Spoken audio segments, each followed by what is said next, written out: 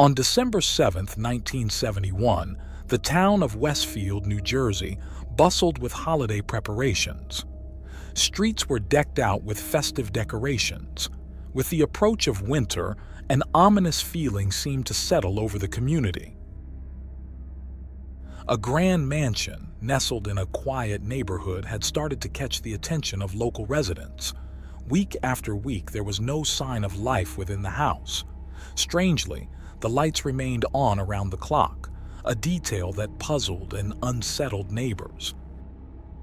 Adding to the eerie atmosphere, the sound of religious hymns echoed ceaselessly from within, sending chills through the community. As days passed, rumors about the mansion spread like wildfire. Finally, overwhelmed by concern, residents reached out to the police. No one could have anticipated the horror that awaited them.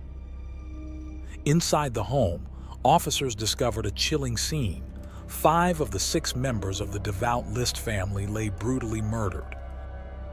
The gruesome discovery shocked the entire nation, a crime so horrific it felt like something from a nightmare. Authorities were left with questions. What had happened inside the mansion? And where was the 6th member of the List family?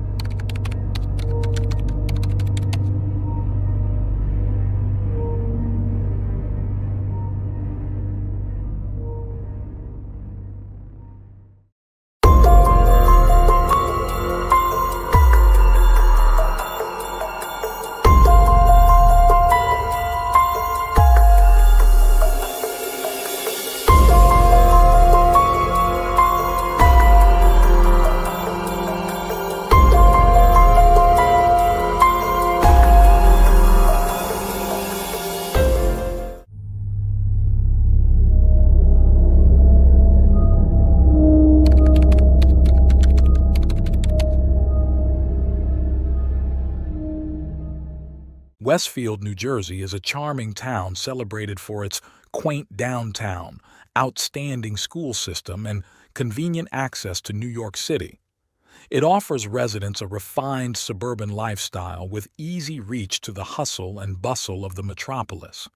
The town is lined with Victorian and colonial-style homes, its streets shaded by large trees preserving Westfield's historic character. With lush parks, golf courses, and numerous recreational facilities for all ages, it's a community residents are proud to call home. However, beneath its idyllic surface, Westfield bears a dark shadow from a gruesome crime that took place in 1971. The name Westfield has become entwined with the tragic fate of the List family. John List, born on September 17, 1900, was the son of John Frederick and Alma Barbara Florence, devout Lutherans of German immigrant descent. When John was born, his father was already 66 years old and his mother was 38. Growing up, John was raised in a strict religious household, which led to a strained relationship with his parents. His father was distant and his mother took full charge of his upbringing, requiring him to attend church regularly and discouraging him from any activities she deemed too risky or friends she considered unsuitable. John grew up repressed, isolated, and generally unpopular with his peers. At 18, he joined the Army. In 1943, John served in World War II and later in the Korean War. After returning home, he worked in accounting, eventually taking a position as a supervisor at a paper company. In 1951, at age 26, he met Helen Morris Taylor, a widow with a daughter named Brenda. They quickly fell in love, and shortly into their relationship, Helen told John she was pregnant. The couple married that same year, though it turned out to be a false alarm. After the wedding, John also discovered Helen had a non-contagious case of syphilis contracted from her late husband. Despite a rocky start, John and Helen settled into life together in Michigan, welcoming their first child, Patricia, on January 8, 1955. Their second child, John Frederick Jr., was born on October 21, 1956, and their youngest, Frederick Michael, arrived on August 26, 1958. Helen's health declined due to her past illness, eventually leading to blindness. The toll on her mental health was severe, resulting in depression and dependence on alcohol and medication. Meanwhile, Helen's daughter, Brenda, became pregnant at 16 and was sent to a home for young mothers. Hoping for a fresh start, John moved his family to New Jersey, purchasing an impressive mansion with financial help from his mother, Alma, who agreed to join them. In 1965, the List family settled into a grand 19-room Victorian mansion in Westfield. Outwardly, they appeared to embody the American dream. John was active in the local church, even teaching Sunday school, and the family regularly attended church services. John was determined to maintain a flawless image for his family in the eyes of society. For a while, things seemed to go well for the Lists, but it was only a fleeting happiness. By early December 1971, neighbors noticed something strange. No one had seen the Lists in weeks, and all the mansion's lights were left on continuously. Concerned, they alerted the police. On Tuesday, December 7th, officers arrived and, finding no response, entered the mansion through an open window. Inside, the air was frigid, and a strong odor filled the space. Sacred music blared from a record player, adding an eerie tone to the grim silence. In the mansion's ballroom, they made a horrifying discovery. The bodies of Helen, aged 47, and her children, Patricia, 16, John Jr., 15, and Frederick, 13, were laid out in sleeping bags, their faces covered and evidently shot. The blood-soaked towels had been meticulously packed away. As officers searched further, they found Alma List's body in an attic room on the mansion's third floor. All 5 family members were dead, but one was missing, John List.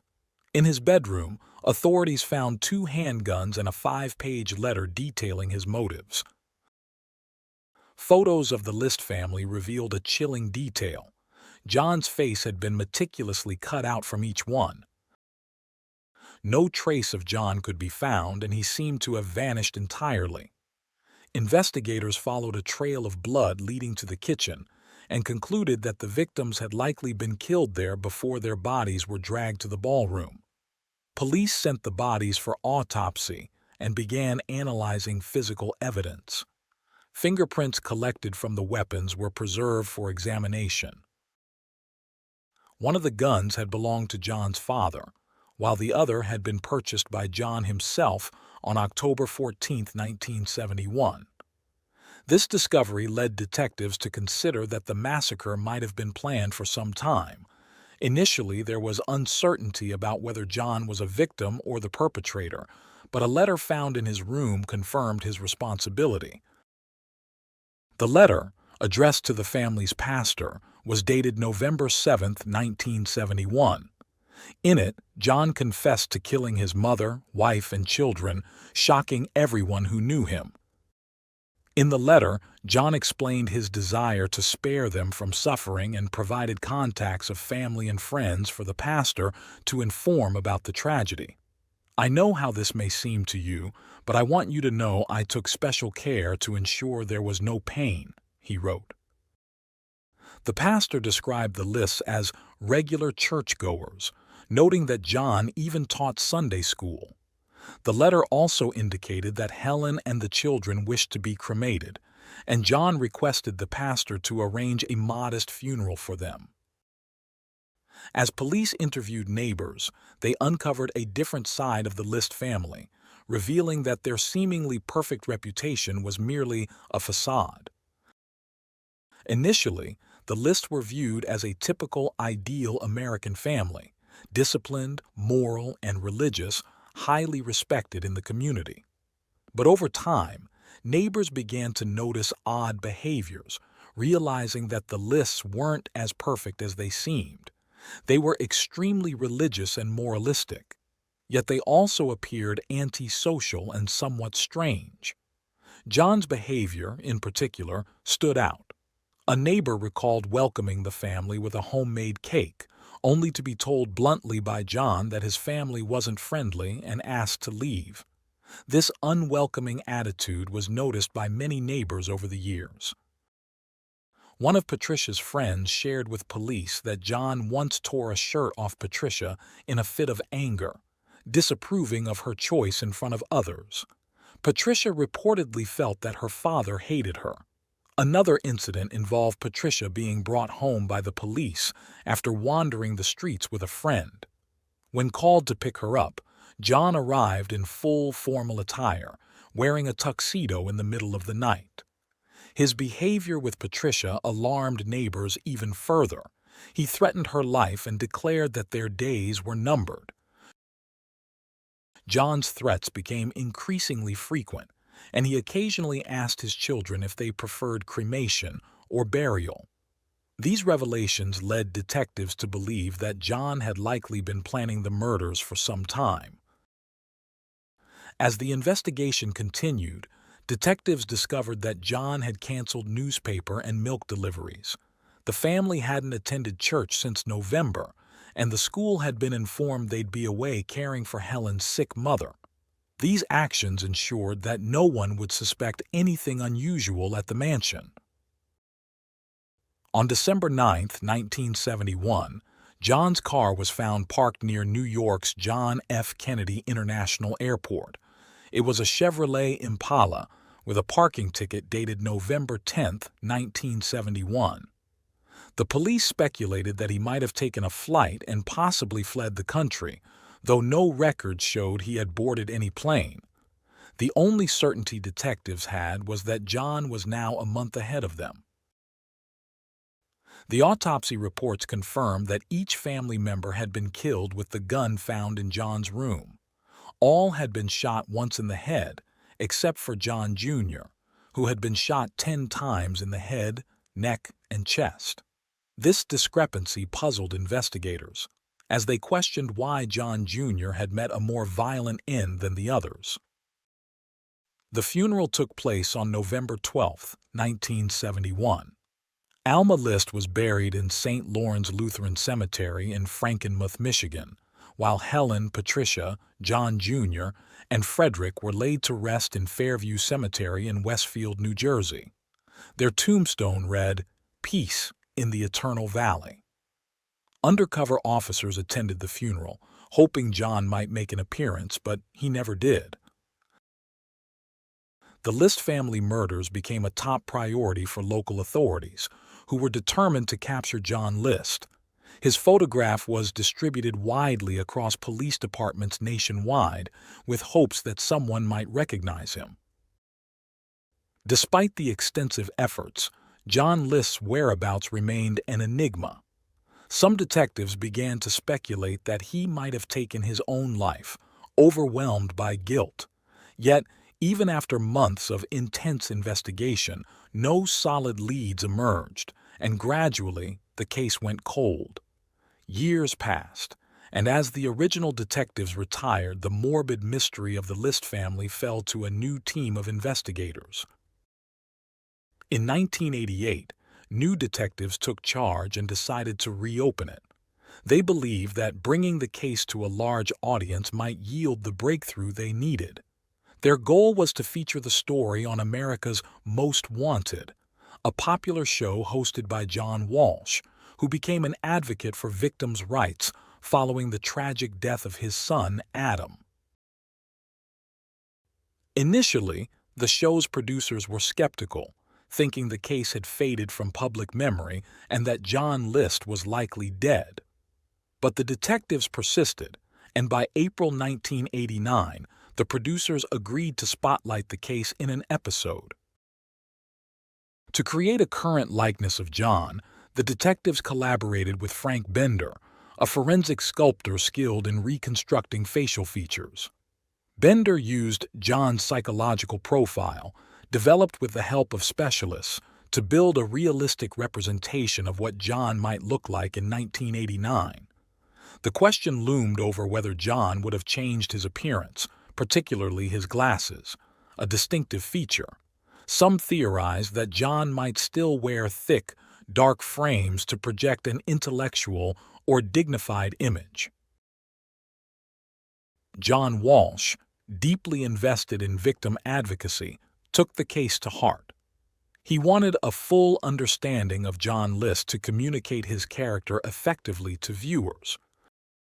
Once the facial reconstruction was complete, the episode of America's Most Wanted aired on May 21, 1989, with the hope that new leads might emerge and finally close the case. Featuring John List as the prime suspect marked a turning point in the investigation. The program reached an audience of around 22 million viewers, making it the oldest case the show had ever covered, and its impact was massive. Alongside a photo of John, the episode presented Bender's lifelike facial sculpture, drawing significant media and public attention. Following the broadcast, over 200 tips poured in from across the country, underscoring the public's engagement. One tip, however, stood out from the rest. In Denver, Colorado, a woman and her daughter were watching the show when they noticed an uncanny resemblance between John List's profile and their neighbor, known as Bob Clark. As more information was revealed, they became convinced that Bob Clark was, in fact, John List. Bob fit the description almost perfectly. He was a Lutheran accountant, dressed conservatively, appeared well-groomed, and was notably reserved. He attended church regularly and, perhaps most telling, had a scar behind his ear. When the facial sculpture appeared on screen with striking accuracy, the women were certain. The glasses and cheeks were what really convinced us, they said. We thought, oh my God, that's Bob. The resemblance was so strong that they had no doubt Bob Clark and John List were the same person. On Thursday, June 1, 1989, just 11 days after the episode aired, one of them contacted the police with her suspicions. She explained that Bob had lived in her neighborhood with his wife, Dolores Miller, but had recently relocated to Richmond, Virginia. FBI agents quickly tracked down Bob Clark at his office in Richmond. When questioned, Bob confirmed his identity as Clark and denied being John List. However, authorities were convinced they had the right man and continued their investigation. A fingerprint comparison confirmed investigators' suspicions. Bob Clark was indeed John List. He was arrested on June 1, 1989. The forensic facial reconstruction used on America's Most Wanted was strikingly accurate. Nearly every detail matched John's appearance at the time, save for a few extra wrinkles. He even wore the same thick-framed glasses that the psychologist had predicted in the reconstruction. Under police questioning, John finally confessed the truth behind the horrific events he'd carried out. With this confession, the eerie story of the List family began to unravel, exposing the grim events that took place at the List house and the circumstances leading to one of America's most notorious murders. John List had been under immense financial strain, with the mansion's mortgage becoming an unbearable burden. Desperation drove him to steal money from his own mother, something he never imagined doing. Meanwhile, Helen struggled with her own issues, neglecting the children and seeking solace from a psychiatrist, even abandoning church, a move John considered unthinkable, fearing it would tarnish his family's pure Lutheran image.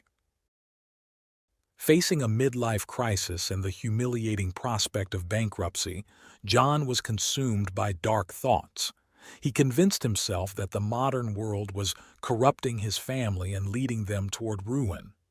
In his distorted logic, he believed only he could save them from this fate, and ending their lives was an act of mercy that would ensure their place in heaven.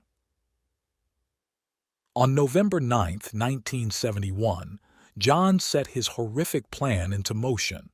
He believed that by killing his family, he would receive God's forgiveness, as he was saving them from the devil's influence. That morning began like any other. The children went off to school and Helen had breakfast in the kitchen. John calmly approached her from behind and shot her, watching her collapse to the floor. He then dragged her body to the ballroom and laid it in a sleeping bag, signaling the start of his grim mission. Next, he visited his mother Alma on the mansion's third floor. She greeted him with a kiss, a moment of affection he answered with a fatal shot. Unable to move her body, he covered her face with a towel as if trying to mask his own guilt. John then went to the bank, closed his accounts, and sent letters to the school, all while displaying a chilling indifference to life. Returning home, he made himself a sandwich and waited for the children to come home. Patricia was the first to arrive, unaware of her fate. John shot her as she entered. The same happened to Frederick, whose young life was cut short as soon as he walked through the door. John Jr. was the last to arrive and fought for his life, but his father's relentless shooting, 9 shots in total, proved fatal. "With John, I just had to keep shooting," John would later say, as if recounting a routine task. That night, after placing his family's bodies in the ballroom, John cleaned the house, prepared dinner, and served it in the room where his family now lay lifeless. With religious music playing in the background, he ate one last meal in the mansion. After dinner, John prayed and went to bed, convinced he had completed his mission and achieved peace. The next morning, he adjusted the thermostat, turned on all the lights, and set religious music to play at full volume, creating the illusion that the house was still occupied. Then he vanished, taking on a new identity. In Denver, John List re-emerged as Bob Clark, living a low-profile life to escape the horrific past he left behind. But like a lurking shadow, his crimes would not stay hidden. Just as the police search began to wane and his life seemed to settle, John built a seemingly normal existence. He found work as an accountant, resumed church attendance, and in 1985 married Dolores Miller, a woman he met through their religious community. He told Dolores that his first wife had died of cancer, a lie she believed as she fell in love, unaware of the massacre he had committed. After his arrest, John initially insisted he was Bob Clark. However, while in custody, a prison guard overheard him confessing his crimes to Dolores. The guard reported this, triggering John's trial. During the trial, his defense argued that he was in an unstable mental state, suffering from post-war depression. The prosecution, however, countered that John had merely been going through a midlife crisis and should be held fully accountable for his actions. A psychologist testified that John acted with calculated intent, even timing the murders to ensure no 2 family members were present together. In May 1990, the judge accepted the prosecution's arguments, convicting John List of 5 counts of murder and sentencing him to life in prison without parole. Reflecting on his crimes in his final statement, John said, "I regret the tragedy that happened in 1971. I believe my mental state then made me not responsible." John spent his last 18 years in New Jersey State Prison in Trenton, where he died on March 21, 2008, at 82 from pneumonia complications. Even in his final days, he showed no remorse. For Alma, Helen, Patricia, John Jr., and Frederick, life was tragically and unjustly cut short. The revelation of John's true identity devastated his second wife, Dolores Miller, who could not believe the man she loved was a monster. The emotional toll of the incident weighed heavily on her and the residents of Westfield, many of whom are still haunted by the memory of the tragedy.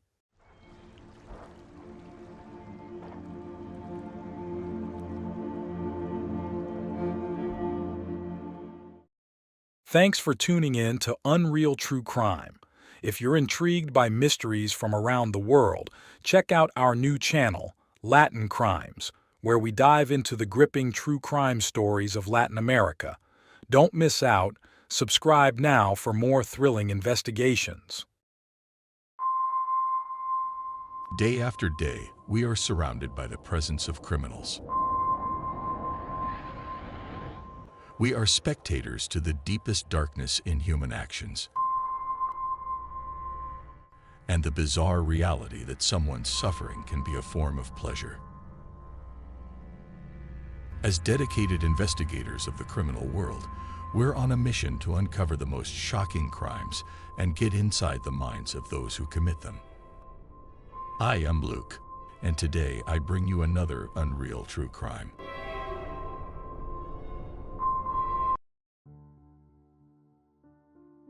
The Kathleen Alexandra Layana case.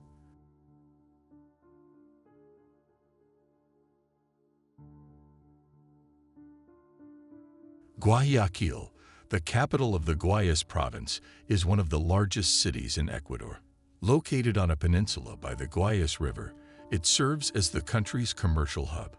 Known as the gateway to the Pacific beaches and the famous Galapagos Islands, Guayaquil is also a major port and center for imports and exports. It's the second most populated city in Ecuador, after Quito, with a rough estimate of 2.7 million inhabitants. Approximately 400,000 of these residents live in Guasmo Sur, one of the informal neighborhoods in the southern central part of the city. Guasmo Sur is considered the poorest neighborhood in Guayaquil. It struggles with overpopulation, poverty, and frequent criminal activities. Most of its current inhabitants are migrants from rural areas who moved to this urban but isolated part of Guayaquil seeking better employment opportunities and an improved quality of life. The majority of the buildings in Guasmo Sur are made of blocks, yet some houses are constructed with wood, cardboard, and other common materials. The area was named Guasmo because of the once abundant tropical trees of the same name, which were later felled to pave the way for urban development and local industries. In 2018, 19-year-old Kathleen Alexandra Layana resided in Guasmo Sur. Her residence was owned by Ramiro Altamirano. According to him, it wasn't profitable to rent out one of his ground floor spaces for businesses, as tenants frequently failed and returned the keys. As a result, he decided to remodel the commercial space into a residential apartment. The first tenants arrived on August 9, 2018. A family consisting of a mother and her 4 children, with Kathleen Layana being the oldest daughter. He lived on the upper floor of the same building. Relatives and neighbors of Kathleen Layana described her as a calm girl with no signs of violent tendencies. By October 2018, Kathleen was working because she had applied for a university spot, which she unfortunately did not secure. Less than 5 kilometers away from Guasmo Sur lies Isla Trinitaria, an area crisscrossed by the perimeter road and also plagued with security issues. Isla Trinitaria has a predominantly Afro-descendant population, with many of their homes being built on illegally acquired land and constructed with cement and cane. In Isla Trinitaria, 21-year-old Veronica Jasmine Silva Ruiz lived in the southern part of the main port. Veronica Silva was studying systems engineering at the University of Guayaquil and was about to begin her second semester. She lived with her parents and siblings, being the youngest daughter of Alberto Silva and Maria Ruiz. Many claim that Veronica and Kathleen Layana had been friends since school days, but Veronica's mother was unaware of this relationship and did not know Kathleen. However, it's confirmed that both young women shared 2 things in common. They were neighbors and both knew Irbo Orks, a 20-year-old man. Maria Ruiz, Veronica's mother, also didn't know about the alleged romantic relationship her daughter had with Jer, who had also been Kathleen Layana's romantic partner. On the morning of Tuesday, October 2, 2018, Veronica left her home early. By 9 a.m., she bid her parents farewell, heading to the University of Guayaquil. That was the last time they saw her alive. Her mother mentioned that Veronica went to the university without breakfast as she needed to submit a document and intended to return home quickly for lunch. Her father mentioned expecting her home around 11 a.m. When they didn't hear from her, her disappearance was reported to the prosecutor's office on the morning of Wednesday, October 3, 2018. 34 hours after Veronica's departure, her elder sister Rudy received a mysterious friend request on Facebook. A 20-year-old man identified himself as Veronica's boyfriend, claiming he knew of Veronica's whereabouts since his ex-mother-in-law had shown him some of her personal belongings. These items were found in an apartment in Guasmosur, which belonged to Kathleen Layana. Rudy informed her parents about this Facebook conversation, and they went to the flagrancy unit of the state prosecutor's office that Wednesday night to report the information. Around 7 p.m., investigators from the National Department of Crimes Against Life, Violent Deaths, Disappearances, Extortion, and Kidnapping confirmed that the body they had discovered dismembered at 2 p.m. that same day matched the family's descriptions. Initially, it was believed that Veronica never went to the university that day, but had been lured to Kathleen Layana's apartment, located 6 blocks from where they found Veronica's dismembered body. Layana allegedly called Veronica to gossip about her boyfriend, who had previously been Layana's partner and, according to Layana, was still secretly seeing her. Later, it was confirmed that Veronica did attend the university on the morning of October 2, 2018, as she had told her parents.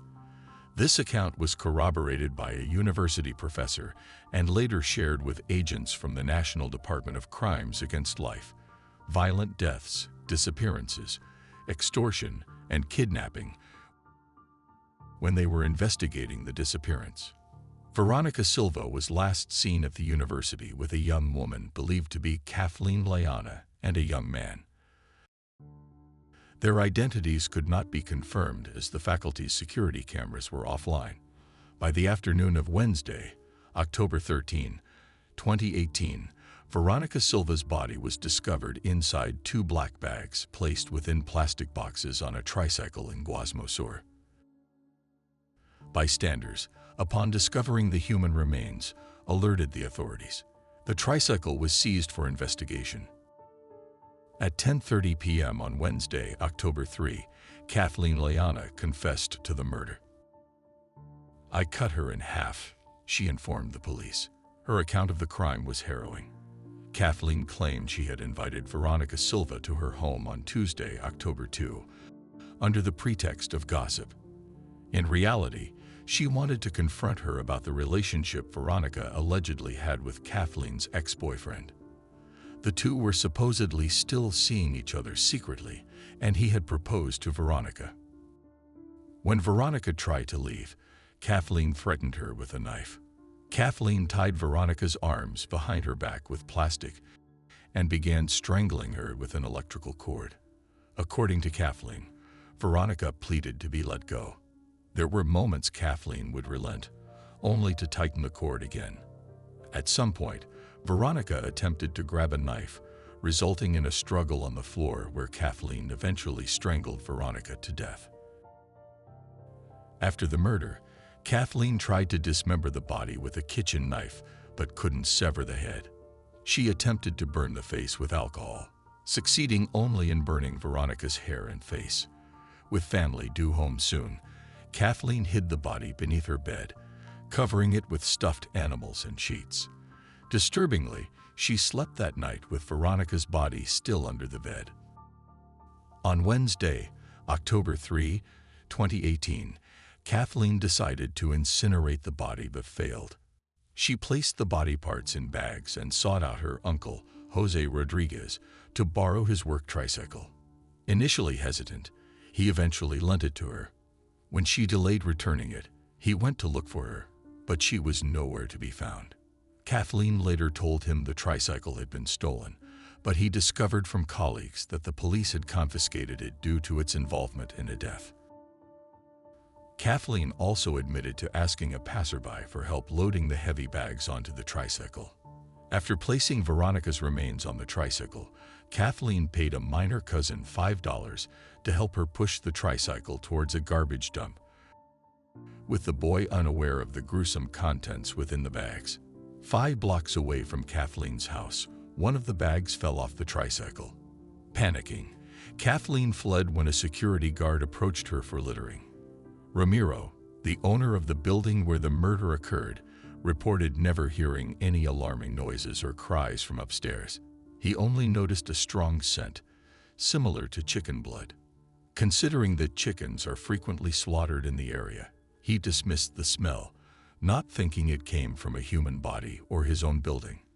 In fact, he even considered confronting them about a potential spill, but his wife advised against it. That night, over 10 police officers raided his house. Upon surrendering to the police, Kathleen Layana claimed she acted alone. However, investigators were suspicious there might be other accomplices. Veronica's mother, Maria Ruiz, also doubted Kathleen's solitary involvement, pointing out her daughter's height and strength. Given Kathleen's story, the primary theory presented by the National Department of Crimes Against Life, violent deaths, disappearances, extortion, and kidnapping, was that of a crime of passion stemming from jealousy. Specifically, it was believed to revolve around a presumed love triangle involving Veronica Silva, Kathleen Layana, and Jair Alexander. It's noteworthy that Veronica's mother had never heard of these individuals before. Later, Kathleen changed her account, implicating Jair in the crime. She alleged that Jair was prostituting them via a website and participated in Veronica's murder by holding the electrical cord used for strangulation. According to the attorney representing Veronica's family, the young university student was murdered for refusing to engage in prostitution via a website supposedly run by Jair. In September 2019, Kathleen Layana was sentenced to 34 years and 8 months in prison for the murder and dismemberment of Veronica Silva in October 2018. Kathleen's defense appealed the ruling, considering it unjust. In October 2020, an appeal hearing was held, conducted virtually due to the coronavirus pandemic. The presiding judge denied the defense's claims, who now argued Kathleen had only discarded the body, not committed the murder. The verdict against Kathleen Layana included a fine of 1,000 basic salaries to the state and a $20,000 compensation to the victim's mother. During a hearing at the prosecutor's General State Flagrancy Unit, Kathleen Layana's defense requested a psychological evaluation for their client and proposed for transfer to a psychological care institution instead of the Female Social Rehabilitation Center where she had been sent. The forensic clinical psychologist stated that Kathleen might exhibit psychopathic traits and signs of schizophrenia. However, since she acted with clear intent and conscience, she wasn't exempt from legal responsibility. She had meticulously planned everything, showing premeditation and malice when committing the crime. Before becoming the center of attention, Jair told the public prosecutor's office that he had known Kathleen Layana for 3 years and had a romantic relationship with her for 2 years. He mentioned ending the relationship due to her possessive nature, recalling an instance where she threatened him with scissors, warning him not to message any female friends. Jair also reported that on Wednesday, October 3, 2018, Kathleen called him asking if he had a machete. When he inquired about its purpose, she claimed it was to clear some shrubs outside her house. Later that afternoon, he received a message from Kathleen saying she needed to leave as someone was looking to kill her.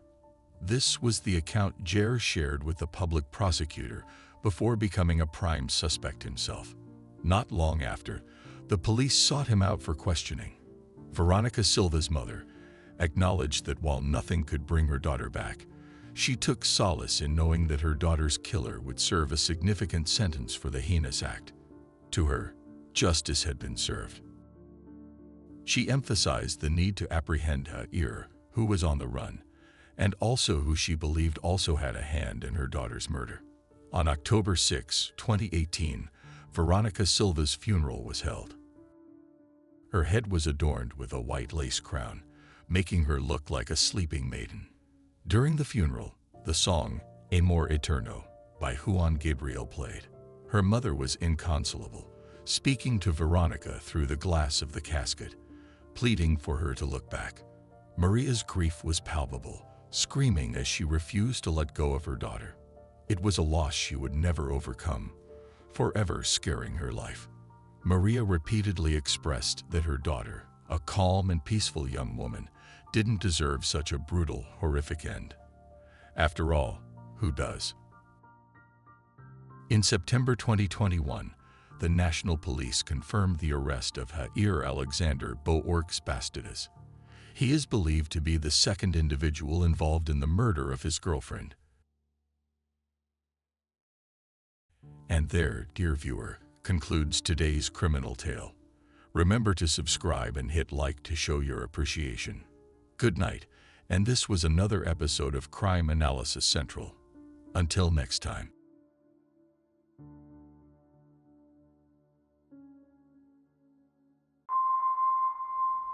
Day after day, we are surrounded by the presence of criminals.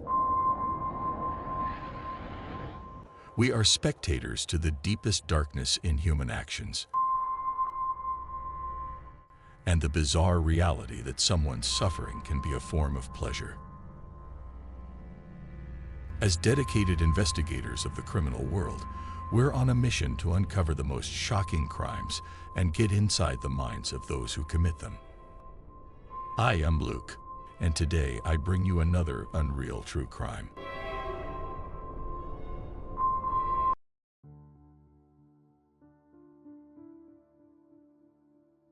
The sad case of Melanie Stacy Amaya.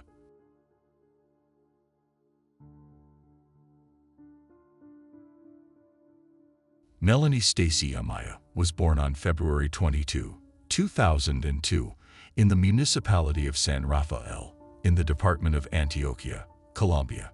Her parents, William Amaya and Maria Leon, were overjoyed at her birth despite being very young. They had been planning to have a daughter, and their wish was finally fulfilled. Later, the family grew with the arrival of another girl, Natalie. The two sisters got along very well and played together all the time. From her childhood, Melanie showed a cheerful and fun personality. Her smile was her main feature, and she was also very flirtatious, often asking her mother for makeup to paint her dolls. Despite not having many resources, her parents always managed to give her everything she needed. She was one of the best students in school, with excellent grades. Over the years, Melanie developed a very strong character. She was proud and always wanted to be right about everything. However, this did not prevent her from having an excellent relationship with her mother. Whenever they fought, they would reconcile, share everything, and support each other. When Melanie entered adolescence, her parents separated on good terms. Shortly after, Maria met Ruben Morales, and they became a couple. Later, they decided to move in together. Both Melanie and her sister went with them, settling in the Manrique neighborhood in Medellin. Their relationship with their stepfather was excellent. They considered him their second father. Ruben respected their bond with William, always reminding them that he was there to help raise them, but did not want them to stop seeing their biological father. By the time she turned 16, Melanie was a very pretty young woman who liked to dress up and go out partying. She had many friends who held her in high esteem. It was at this time that she discovered her passion, electronic music. She decided she wanted to be a DJ, and her family supported her in everything, beginning to save money to buy her a console. They were sure that whatever she did would be excellent, as she was extremely intelligent. However, Melanie never got to fulfill her dreams. On Thursday, June 28, 2018, Melanie was getting ready to go to the birthday party of Isaac, her best friend. Although they had celebrated the week before, they were ready for another party. The party was to be held at a nightclub located on Carrera 45, an area known for its nightlife. When she finished getting ready, she told her mother that she was leaving. Her mother asked her to take care and not to return too late. They hugged, and Melanie got into her Uber heading to the club, but she never arrived. Isaac arrived at the nightclub and noticed his friend's absence. The techno music was very loud, and the place was crowded. He began to look for her everywhere. When he couldn't find her, he started sending her messages, but Melanie didn't respond. Isaac thought she might be with Maria Londoño, her neighbor and closest friend, and decided to wait until the next day and celebrated his birthday as usual. Maria woke up at 7 in the morning and noticed that her daughter had not returned. Her room was just as she had left it the night before while getting ready.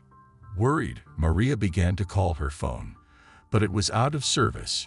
She thought it might be out of battery and that Melanie might be at a friend's house, but it seemed strange that she had not tried to communicate with her.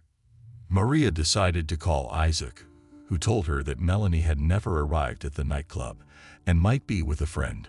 Maria contacted all of her daughter's acquaintances, but there were no signs of her, and no one knew her whereabouts. Finally, she spoke to some friends who said that Melanie had arrived at the club's door, but did not enter, thinking she might have gone to another party. Completely desperate, Maria called her ex-husband and gave him the terrible news. He tried to calm her, saying it was still early, and that Melanie might be sleeping at someone's house. But the afternoon came, and Melanie did not appear. Her parents tried to report her disappearance at the police station, but since it was a holiday, they were not taken seriously and were told to wait longer.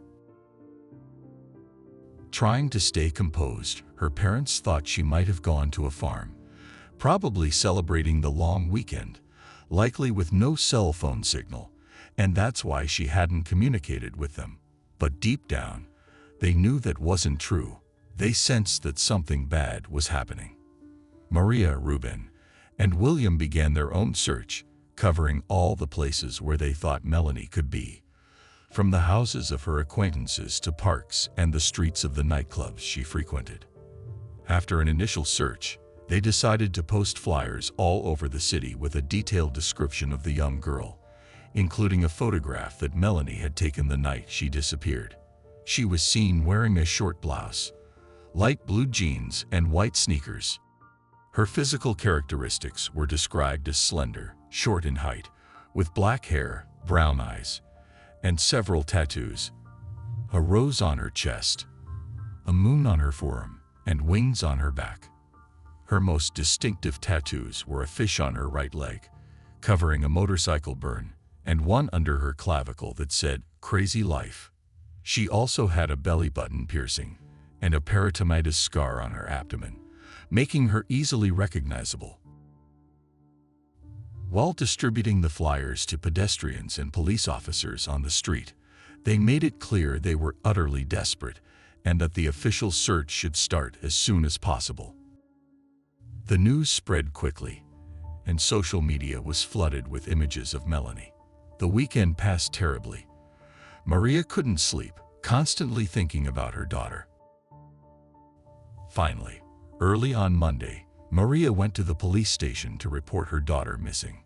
The search was categorized as urgent due to Melanie being a minor. Officers checked hospitals and morgues to see if anyone named Melanie or matching her physical characteristics had been admitted, but they found no trace of her. Melanie's parents clung to the hope of finding her alive, but the days became longer and her absence more worrying. Then, the first lead emerged. A witness approached the police station to give a statement, saying they had seen Melanie on the night of June 28 near the El Pomar soccer field. They noted that the young woman was dirty and beaten, as if she had fallen, and was accompanied by a young man wearing loose clothes, a cap, and large sports shoes. While this testimony contributed to the search, the situation remained complicated. The description of the boy with Melanie was very general, as most of her friends dressed that way. However, Maria thought of one person, Miguel Naranjo, her daughter's ex-boyfriend. The 18-year-old had ended his relationship with Melanie 3 months earlier on bad terms. Maria asked her younger daughter to contact him. Miguel claimed to know nothing about Melanie's whereabouts, emphasizing that he hadn't seen her for weeks. He then expressed great concern, saying he would be devastated if something happened to her, as he still cared for her deeply. However, days later, more testimonies contradicted Miguel's statements, with all witnesses saying they saw them together at a party that night, and that he was very drunk. Following these declarations, the prosecutor's office began to consider Miguel the main suspect in Melanie's disappearance.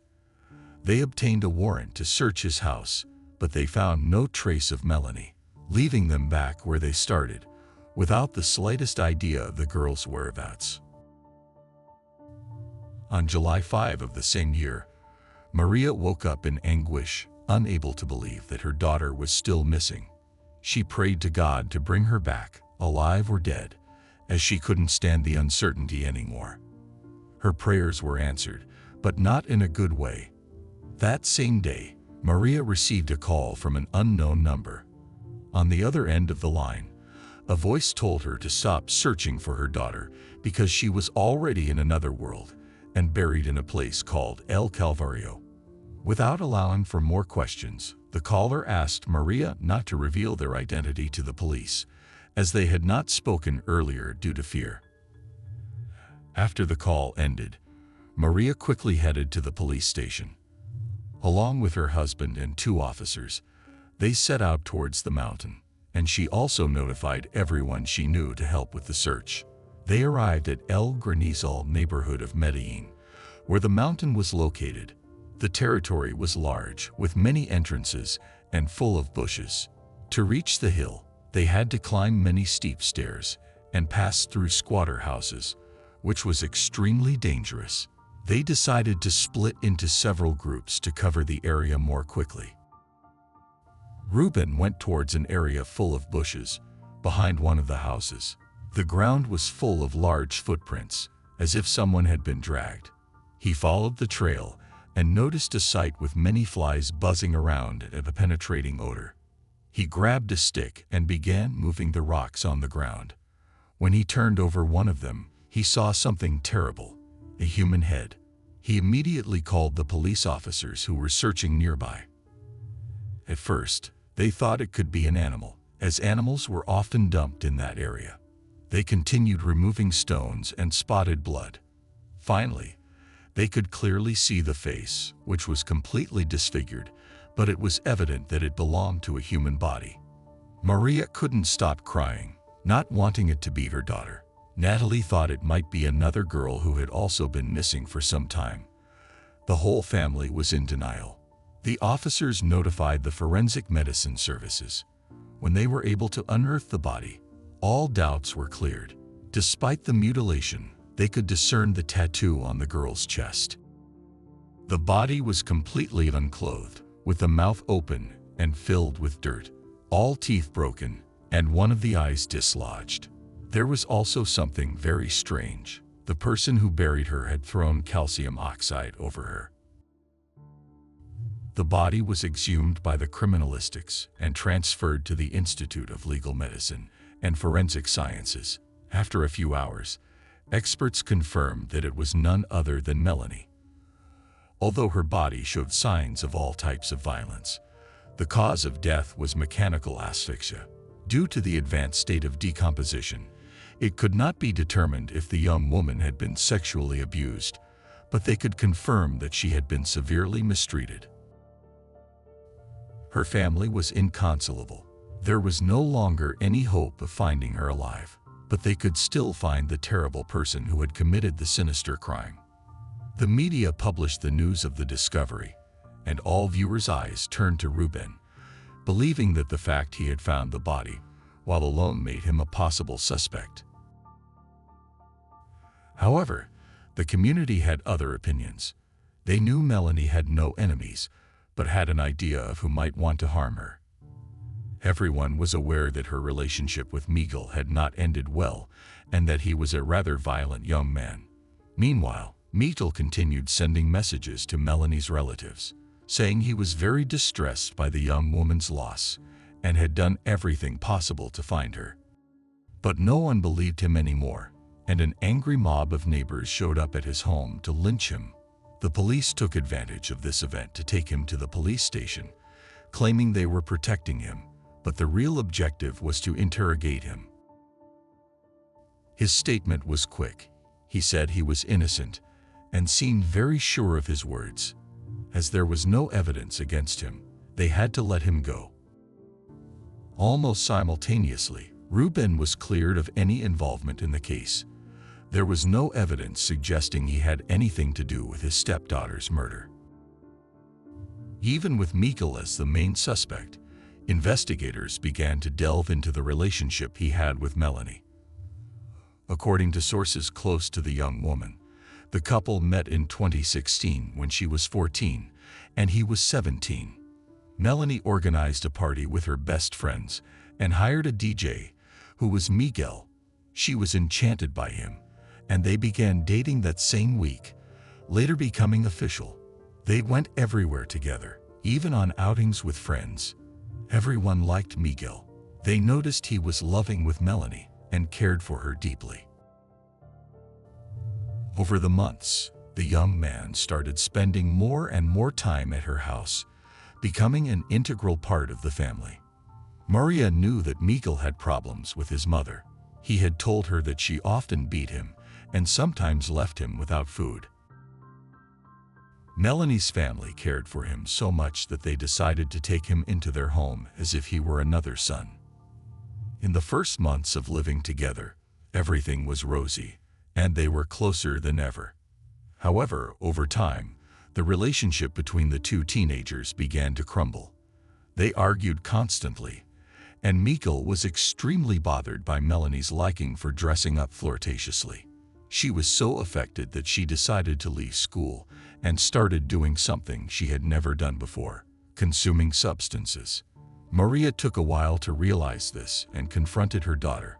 Melanie told her she had only done it a few times, always in Miguel's company. This is how Miguel lost all the trust and respect of the family, and from then on, the situation only worsened. The fights became violent and physical. Miguel constantly hit Melanie, leaving marks on her neck and arms. One day, he beat her so severely that he stained the entire room with blood. Maria tried to help her daughter, but Melanie asked her not to interfere in their relationship and pleaded to continue living together. Their friends were also worried. They noticed how her spirit was fading. They saw her cry every day and advised her to leave him. After 2 years of ups and downs, on May 23, 2018, the young couple had their last violent fight. Melanie decided to definitively leave Miguel and threw him out of her house, but he did not accept this and began to stalk and follow her everywhere. Ruben decided to go to the prosecutor's office to report that his stepdaughter was in danger and request a restraining order. But sadly, this measure was never carried out. In the following months, Miguel continued to seek Melanie, swearing that if she gave him another chance, he would do things differently, but she never agreed. And so, without any help from the police, the young woman tried to continue with her life as normally as possible until the terrible incident on June 28. After gathering all possible testimonies about the young couple's relationship, the officers investigated Miguel's criminal history. They discovered that despite his young age, he already had reports of domestic abuse.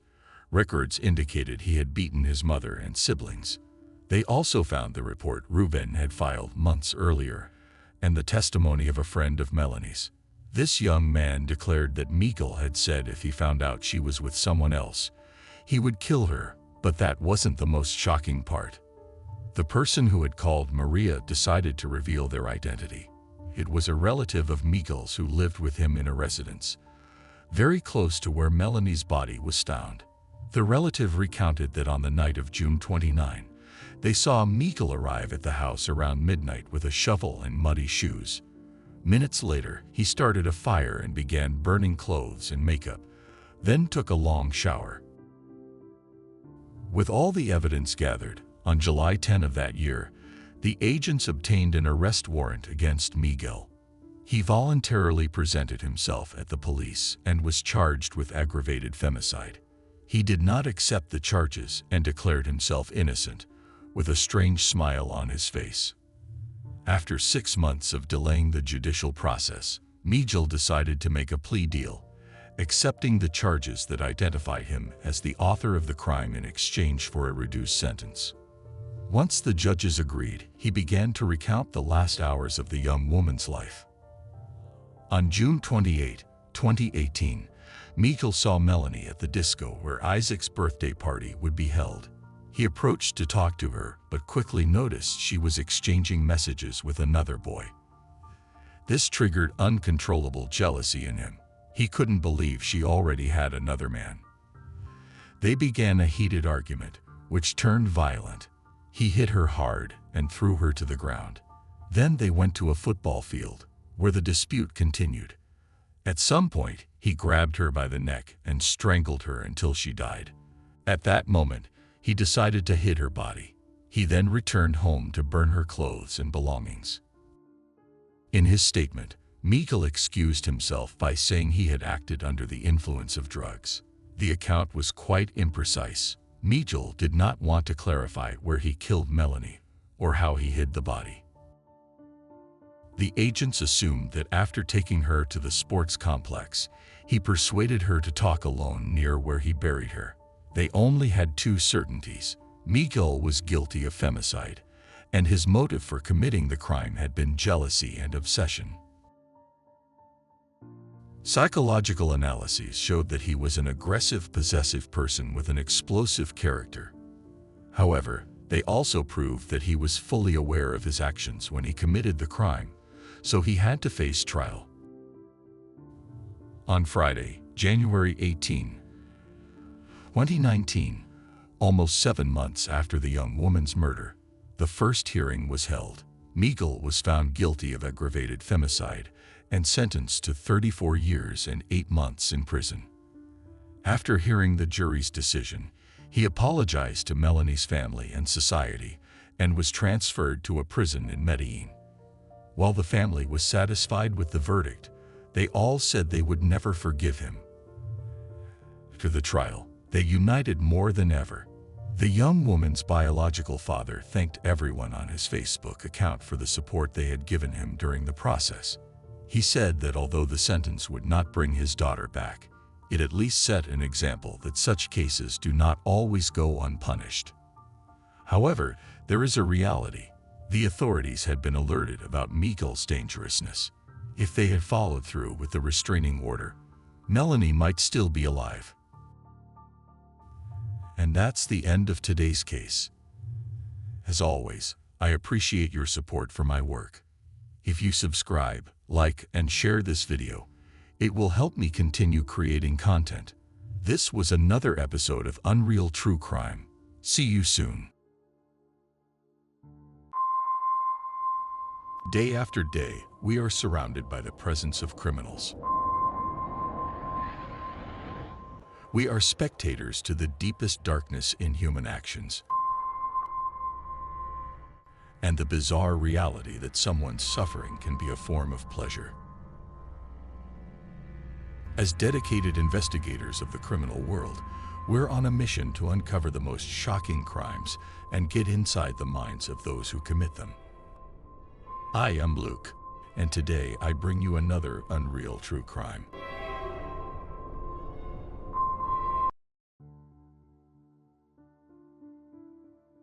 The horrible case of Cindy James.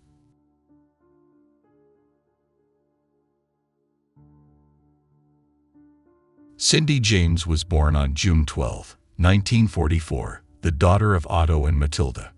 Her original name was Cynthia Elizabeth Hack, but she later changed it to Cindy James for reasons that will become apparent.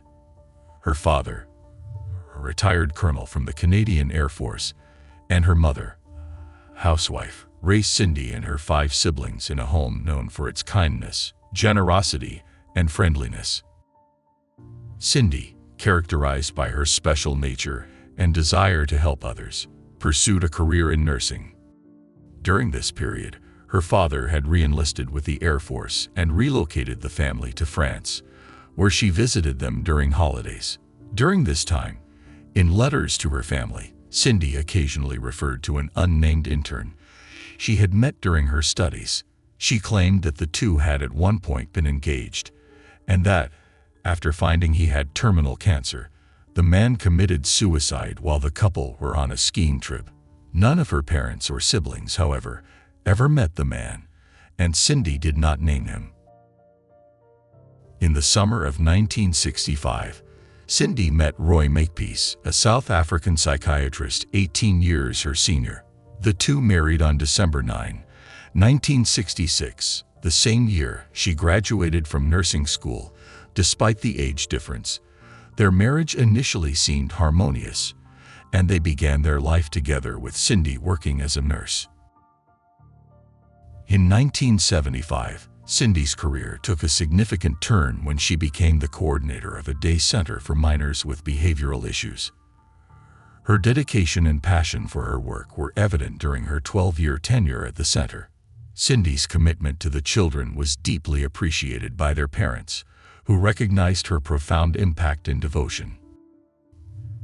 A pivotal moment in Cindy's life occurred after these 12 years when she decided to seek change. She left her job at the day center and accepted a nursing position at Richmond Hospital.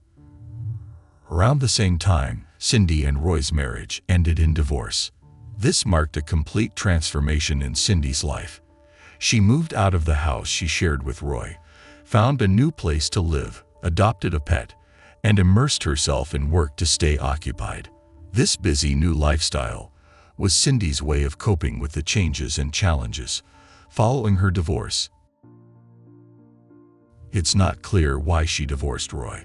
What has been found is that at least on 2 or 3 occasions, Roy had hit Cindy, so perhaps the reason she divorced was that he mistreated her. Despite this, it is known that Cindy and her ex-husband, Roy, claimed to have divorced on amicable terms, even though he had physically assaulted her several times. They maintained that they still had a good relationship and got along well. However, 4 months after her divorce and the beginning of her new life, Cindy's nightmare commenced. In October 1982, Cindy began receiving numerous unsettling phone calls at her home. Often, these calls were met with silence, as if no one was on the other end, or she would hear faint sounds like breathing or mumbling, but could not discern any clear message. This pattern persisted, suggesting that it was not an error but an intentional act to intimidate her. The calls were made from an untraceable number, leaving Cindy in the dark about the identity of the caller. On one occasion, while at home with friends, Cindy answered the phone only to hear the familiar, indiscernible noises. After hanging up, she noticed that the living room curtains, which she had previously closed, were now open. Startled, she closed the curtains and blinds, but the phone rang again. This time, the caller ominously remarked, "It's silly for you to hide. I know you're in the living room." This incident epitomized the terrifying reality Cindy faced daily, feeling watched yet unable to see her observer. The harassment escalated as Cindy began receiving bizarre letters in her mail. These letters, composed of newspaper clippings arranged to form threatening messages, conveyed ominous sentiments like "soon, Cindy, soon, and you're dead." Additionally, some letters contained violent imagery, depicting assaulted women or a person brandishing a knife near a woman's image. Despite the palpable threat these letters posed, Cindy had no clue about their origin and had never encountered the sender. Fearing for her safety and unsure of what to do, Cindy sought advice from her parents and ex-husband Roy. Both her parents and Roy urged her to contact the police and file a formal complaint, which Cindy did on October 12, 1982. The police, in their investigation, interviewed Cindy's friends and family to ascertain if anyone bore a grudge against her or knew of someone who might wish her harm. However, their efforts yielded no leads. Cindy, known for her compassionate and helpful nature as a nurse devoted to aiding people and children, was widely regarded as a genuinely kind and generous individual. This raised the question, who would want to harm someone like Cindy? The police were unable to identify anyone who wished to harm Cindy James, contrary to expectations that the situation would resolve after her complaint. The harassment persisted.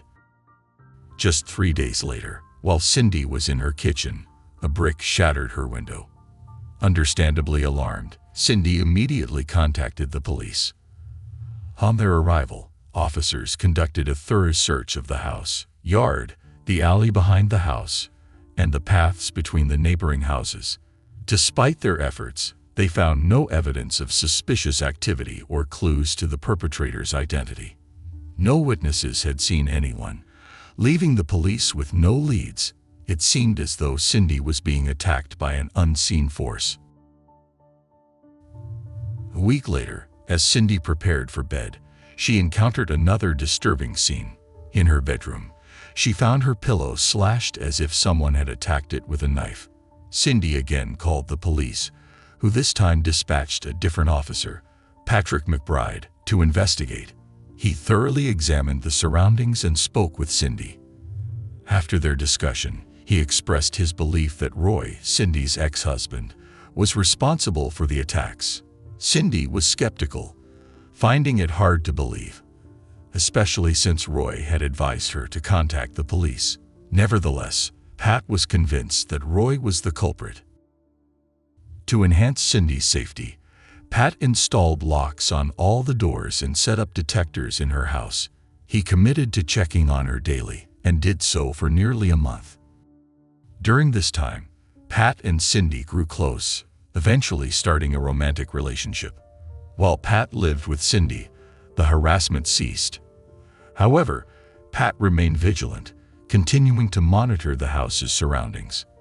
One day, he encountered Roy near the back of the house and confronted him. Roy explained that he was concerned for Cindy's safety and was checking to ensure she was not in danger from her stalker. Pat, however, doubted Roy's explanation and maintained his suspicion that Roy was the one harassing Cindy. After a month, Cindy decided to end her cohabitation with Pat, though their relationship did not immediately dissolve. Once Pat left, the tranquility that had settled during his stay vanished, and the unsettling phone calls, letters, and noises resumed, marking the return of Cindy's nightmare. On one occasion, Cindy arrived home to a horrifying scene: 3 dead cats inside her house, accompanied by a chilling note stating, "You're next." In an effort to enhance her security, Cindy installed lights on her porch to potentially spot any intruders. However, she frequently found her porch lights and phone line broken. Despite repeatedly reporting these incidents to the police, their investigations yielded no evidence. There was no sign that anyone besides Cindy had been in or around the house. Not even footprints were found. As a result, the police decided to tap her phone in hopes of tracking the calls, but the brief duration of the calls hindered their ability to trace the caller's location. After some time, Cindy experienced her first physical attack. She had invited her close friend Agnes for a girls' night at her home. When Agnes arrived and noticed the house was dark, she suspected something was amiss. After attempting to reach Cindy without success, Agnes entered the house and found Cindy lying on the floor, unconscious, with her hands tied behind her back and a pair of nylon stockings wrapped tightly around her neck. Agnes quickly removed the stockings, allowing Cindy to regain consciousness. Upon waking, Cindy could not recall the full extent of the attack. She remembered needing something from her garage, which required her to go outside, as there was no direct access from inside the house. It was during this moment that she was attacked from behind and strangled with the stockings. The only detail Cindy could remember about her attacker was that they wore white sneakers, a common and non-distinctive feature. Realizing her life could not continue in this manner, Cindy decided to make a radical change. She altered her appearance, dyed her hair, and chose to move out of her current residence, changing her last name from Hack to James. This decision led her to return to the house she had previously shared with her ex-husband, who offered her the place to live while he moved elsewhere. Although Roy's gesture appeared helpful, the circumstances surrounding it raised suspicions.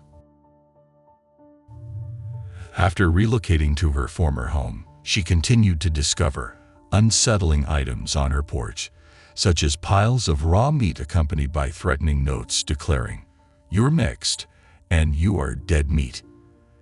These notes, crafted from newspaper clippings, reappeared relentlessly, along with the resumption of mysterious phone calls, now directed to her new number at Roy's house.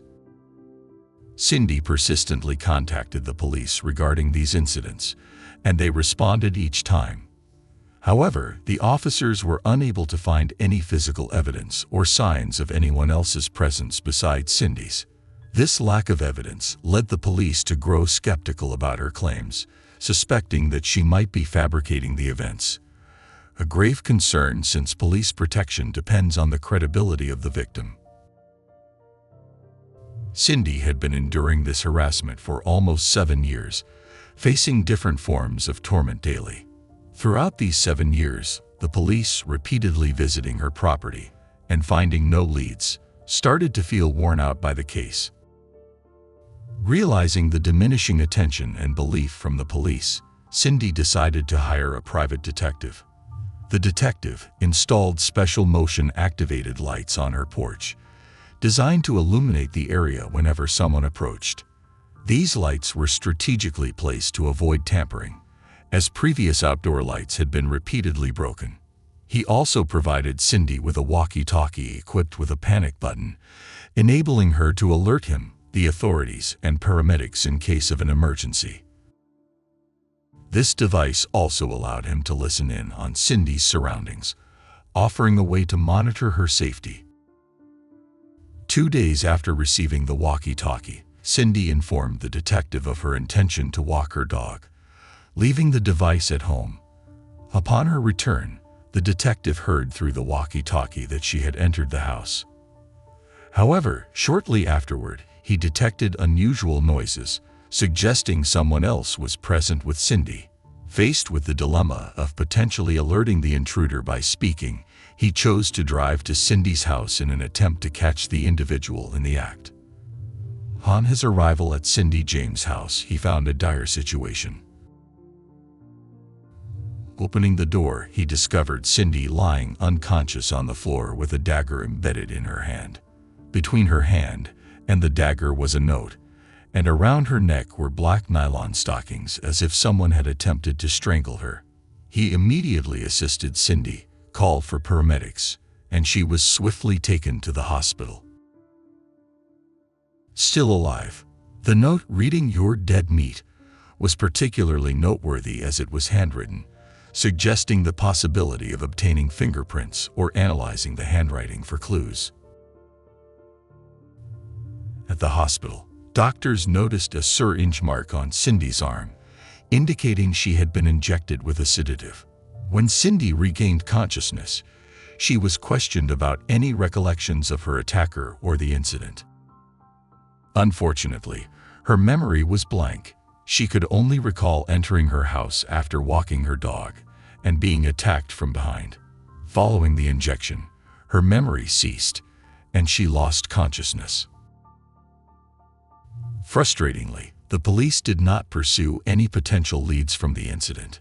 They neglected to analyze the note for DNA or fingerprints, nor did they examine the dagger for any forensic evidence. Despite the presence of potential clues, the police remained convinced that Cindy was self-inflicting these wounds and orchestrating the entire scenario for attention. The private detective disagreed with the police's assessment and believed Cindy was not responsible for her own plight. Considering Cindy's history of being harassed for 7 years, he found it implausible that she would inflict such harm on herself, particularly in such a violent manner as her last attack. Resolute in finding the truth, he decided to explore the possibility of hypnosis, a common investigative technique in the 70s and 80s, to uncover any repressed memories Cindy might have of her assailant. However, the hypnosis session was unsuccessful, leaving Cindy's memory of the attack as elusive as ever. The possibility that Cindy's ex-partner, a psychiatrist, might have played a role in her amnesia was considered. Given his professional background, he could have had the knowledge and means to manipulate Cindy's memory using drugs or hypnotherapy.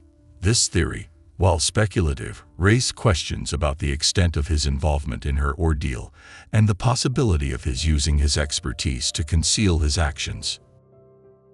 Despite the hypnosis session failing to unlock any memories for Cindy James, the police proceeded to administer a polygraph test.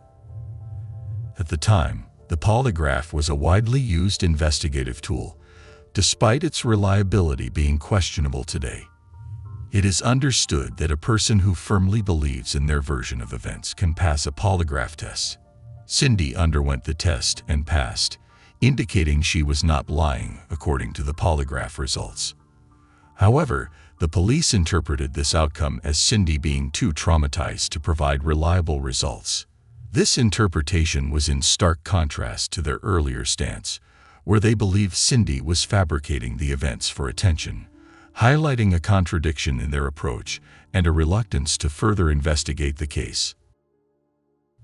Despite the police's skepticism, they decided to re-interview Roy, Cindy's ex-husband, and a prime suspect due to his background as a psychiatrist and access to medications and knowledge that could be used to harm Cindy. However, Roy denied any involvement. He too passed a polygraph test, which further complicated the investigation. The police's interest in the case persisted, driven by the curiosity surrounding the unexplained events occurring around Cindy. To monitor the situation, the police discreetly stationed a patrol car near Cindy's house for a week. During this period, no unusual incidents were reported. It was on December 11, 1985, that Cindy was found in a critical state. She was unconscious, with a black nylon stocking tied around her neck and a puncture mark on her arm from an injection. Cindy was physically battered and bore cuts on her body, but was alive. Taken to the hospital, she again had no memory of the attack upon regaining consciousness. After being discharged, Cindy, understandably frightened, invited her friend Agnes and Agnes' husband to stay at her house. That night, they reported hearing strange noises in the basement. Upon investigation, they discovered a fire in the basement. Agnes' husband noticed a person outside the house, not on the property but nearby, and looking towards the house. The identity of this person remained unknown due to the darkness and the distance. When they attempted to call for help, they discovered the phone line was cut, prompting Agnes' husband to seek assistance from neighbors. The firefighters were called and successfully extinguished the fire. After the fire incident in Cindy James' basement, the police conducted a thorough examination of her house, but found no evidence, such as footprints or any other signs of an intruder. Consequently, they concluded that Cindy was the one who started the fire. Due to their belief that Cindy was self-inflicting harm and the potential danger it posed, the police recommended she be admitted to a psychiatric institution. Feeling overwhelmed and uncertain about her situation, Cindy agreed to the hospitalization and spent the next 10 weeks in a psychiatric facility. On her release from the hospital, Cindy realized the importance of sharing her experiences and suspicions to shed light on the ongoing nightmare. She gathered her friends, family, and the police to disclose information she had previously withheld. Cindy revealed that during one of the attacks, the assailant had threatened to harm her family if she ever disclosed her beliefs about the identity of her attacker. She expressed a firm conviction that her ex-husband was the stalker. The police, prompted by Cindy's revelation, interrogated Roy once more. Despite Cindy's accusations, Roy maintained his innocence, asserting that he had always supported her, even advising her to contact the police and offering her a place to stay. To bolster his claim, Roy presented a recording he claimed to have captured on the answering machine at the house where Cindy was living, which was previously their shared home. The recording featured a female voice, suggesting that a woman, not Roy, was harassing Cindy. The police's response to Roy's evidence and Cindy's accusations was disheartening. They seemed more inclined to believe that Cindy was fabricating the entire situation rather than pursuing leads that could reveal the true perpetrator. This approach led to a troubling scenario where the police favored Roy's narrative over Cindy's and hastily dismissed her claims. Roy further complicated matters by suggesting to the police that Cindy suffered from multiple personality disorder. This claim appeared baseless, as no such diagnosis was made during Cindy's extended stay in the psychiatric hospital. Roy's insistence on this theory, coupled with his actions and concerns for Cindy that seemed inconsistent with his claims, cast doubt on his credibility. The overall situation presented a perplexing and unresolved puzzle, with the police fixated on discrediting Cindy rather than thoroughly investigating the case. On May 25, 1989, Cindy James started her day early, around 7 a.m., by going to the bank to deposit a check. She also visited a store to purchase groceries and had plans to meet with her best friend Agnes and Agnes' husband. Despite the police's suspicion that Cindy was fabricating the events surrounding her, their investigation continued. It's notable that over the 7 years of Cindy's case, the police spent an estimated $1.5 million, indicating the significant resources dedicated to the investigation.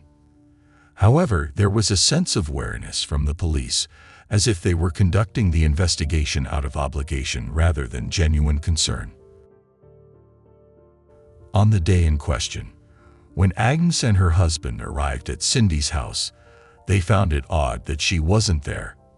While an empty house might not usually cause concern, Cindy's situation was different due to the ongoing harassment she faced.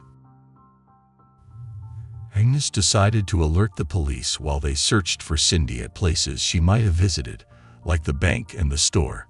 Their search led them to Cindy's car in the bank's parking lot. The presence of the car in the afternoon, after the bank's closing hours, raised alarm, especially considering her plans with her friends.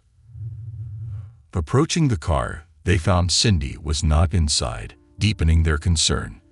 They went to the police station to report the situation. Despite initially being told they must wait 24 hours to file a missing person report, they convinced an officer to investigate due to the unique circumstances of Cindy's case. The officer, inspecting the car at night, discovered bloodstains on the driver's seat and found Cindy's purse, bank card, and a deposit receipt inside the car. The receipt showed Cindy had been at the bank early that morning. In the trunk were her grocery bags and a gift she had purchased for her friends at approximately 2:25 p.m. With this information, the police proceeded to Roy's apartment to question him. Arriving close to dawn, they found Roy at home. He explained that he had spent the afternoon and evening with a friend, having dinner and then staying at the friend's house until about 11:30 p.m.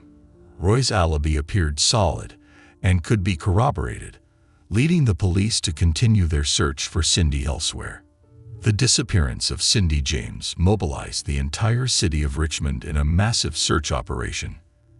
Helicopters, dogs, vehicles, and numerous people were deployed in an extensive effort to locate her.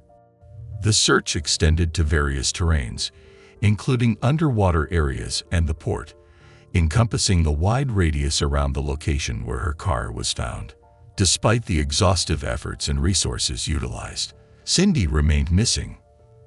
On June 8th of the same year, more than 2 weeks after her disappearance, Cindy was found in the yard of an abandoned house, approximately an hour and a half's distance from where her car had been located. The discovery was made in a region relatively close to the initial search area, which was surprising given the scale and intensity of the search efforts. The abandoned house, situated in an area frequented by many people, led investigators to theorize that Cindy could not have been left there for the entire duration of her disappearance. The likelihood of her being seen by passersby in such a busy area suggested that she may have been held captive elsewhere before being left at the location. Cindy's body exhibited signs of severe physical abuse, including bruises, cuts, and a syringe injection mark on her arm. She was found with her hands and feet bound, and a black nylon stocking was tied around her neck, consistent with previous incidents. The autopsy revealed that Cindy had been injected with a substantial amount of morphine and another sedative medication, leading to the conclusion that she had been drugged and then strangled. The police's conclusion about the case was controversial and unexpected. They posited that Cindy had committed suicide by injecting herself with a lethal dose of morphine and another sedative, then walking a significant distance barefoot to the location where she was found. Remarkably, her feet were clean, and her shoes were not found nearby. The police theorized that Cindy managed to tie her own hands and feet and strangle herself with the nylon stocking. This conclusion was met with skepticism and disbelief due to the implausibility of the scenario and the lack of concrete evidence to support such a theory. Several alternative theories have been proposed to explain Cindy's tragic fate. One theory suggests that her ex-husband was responsible for the harassment and attacks. This theory posits that Roy's apparent compassion and offers of help were tactics to divert suspicion from himself. Another theory implicates Pat, the police officer who developed a close relationship with Cindy. It suggests that Pat may have been her stalker, using his position to gain her trust, and then resuming the harassment after their relationship ended. However, this theory is complicated by the lack of concrete evidence linking him to the crimes. A less credible theory is that Cindy was responsible for the attacks herself, due to a mental disorder. This theory is largely dismissed due to the nature of her injuries and the circumstances of her death, which seem beyond the realm of self-infliction. Lastly, there is the possibility that an unknown stalker, unrelated to Cindy's close acquaintances, was responsible for the harassment and attacks. This theory considers the potential involvement of an outsider who targeted not only Cindy but potentially others as well. Each theory presents its own set of questions and uncertainties, leaving the true nature of Cindy Jane's tragic experiences unresolved. And that's the end of today's case. As always, I appreciate your support for my work. If you subscribe, like, and share this video, it will help me continue creating content. This was another episode of Unreal True Crime. See you soon.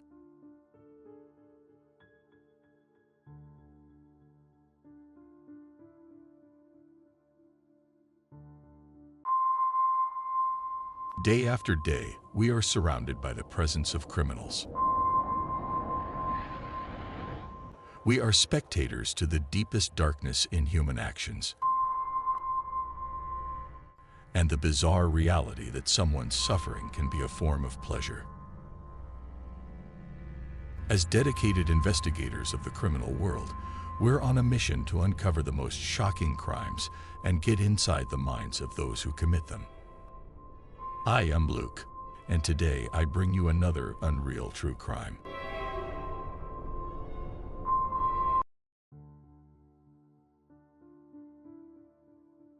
The horrible case of Ella Bennett.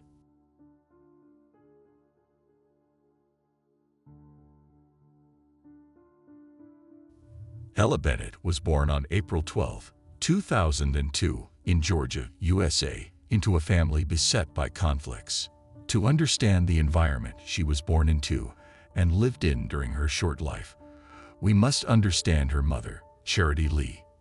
Her life was fraught with challenges from a young age, marked by tragedy and later struggles with substance abuse and problematic relationships. Charity was born on the outskirts of Atlanta, Georgia, to Killa Clark Bennett and James Robert Bennett, Jr. A defining moment in her childhood occurred when she was just 6 years old. Her father, a 37-year-old trucking company owner, was fatally shot in a violent attack inside their home in an exclusive residential area of Atlanta. He was found with multiple gunshot wounds to his head, chest, and back. The police reported that he was alone at the time of the crime and that there were no signs of struggle at the scene. Initially, authorities suspected organized crime. However, the aftermath of James's funeral brought a shocking development. Charity's mother, Killa, then 29, became the prime suspect in his murder. The charges were laid just 3 days after the couple, previously divorced, had remarried in Las Vegas. Evidence against Killa included details like the unlocked doors of their home and her status as the primary heir to the trucking business. Additionally, the patrol officer who transported Killa post-arrest noted that she occasionally exhibited satisfaction in her demeanor. During the trial, evidence was presented suggesting Killa had been in contact with a truck driver and might have been involved in the crime. Despite this, the jury found her not guilty due to insufficient evidence, leading to her acquittal.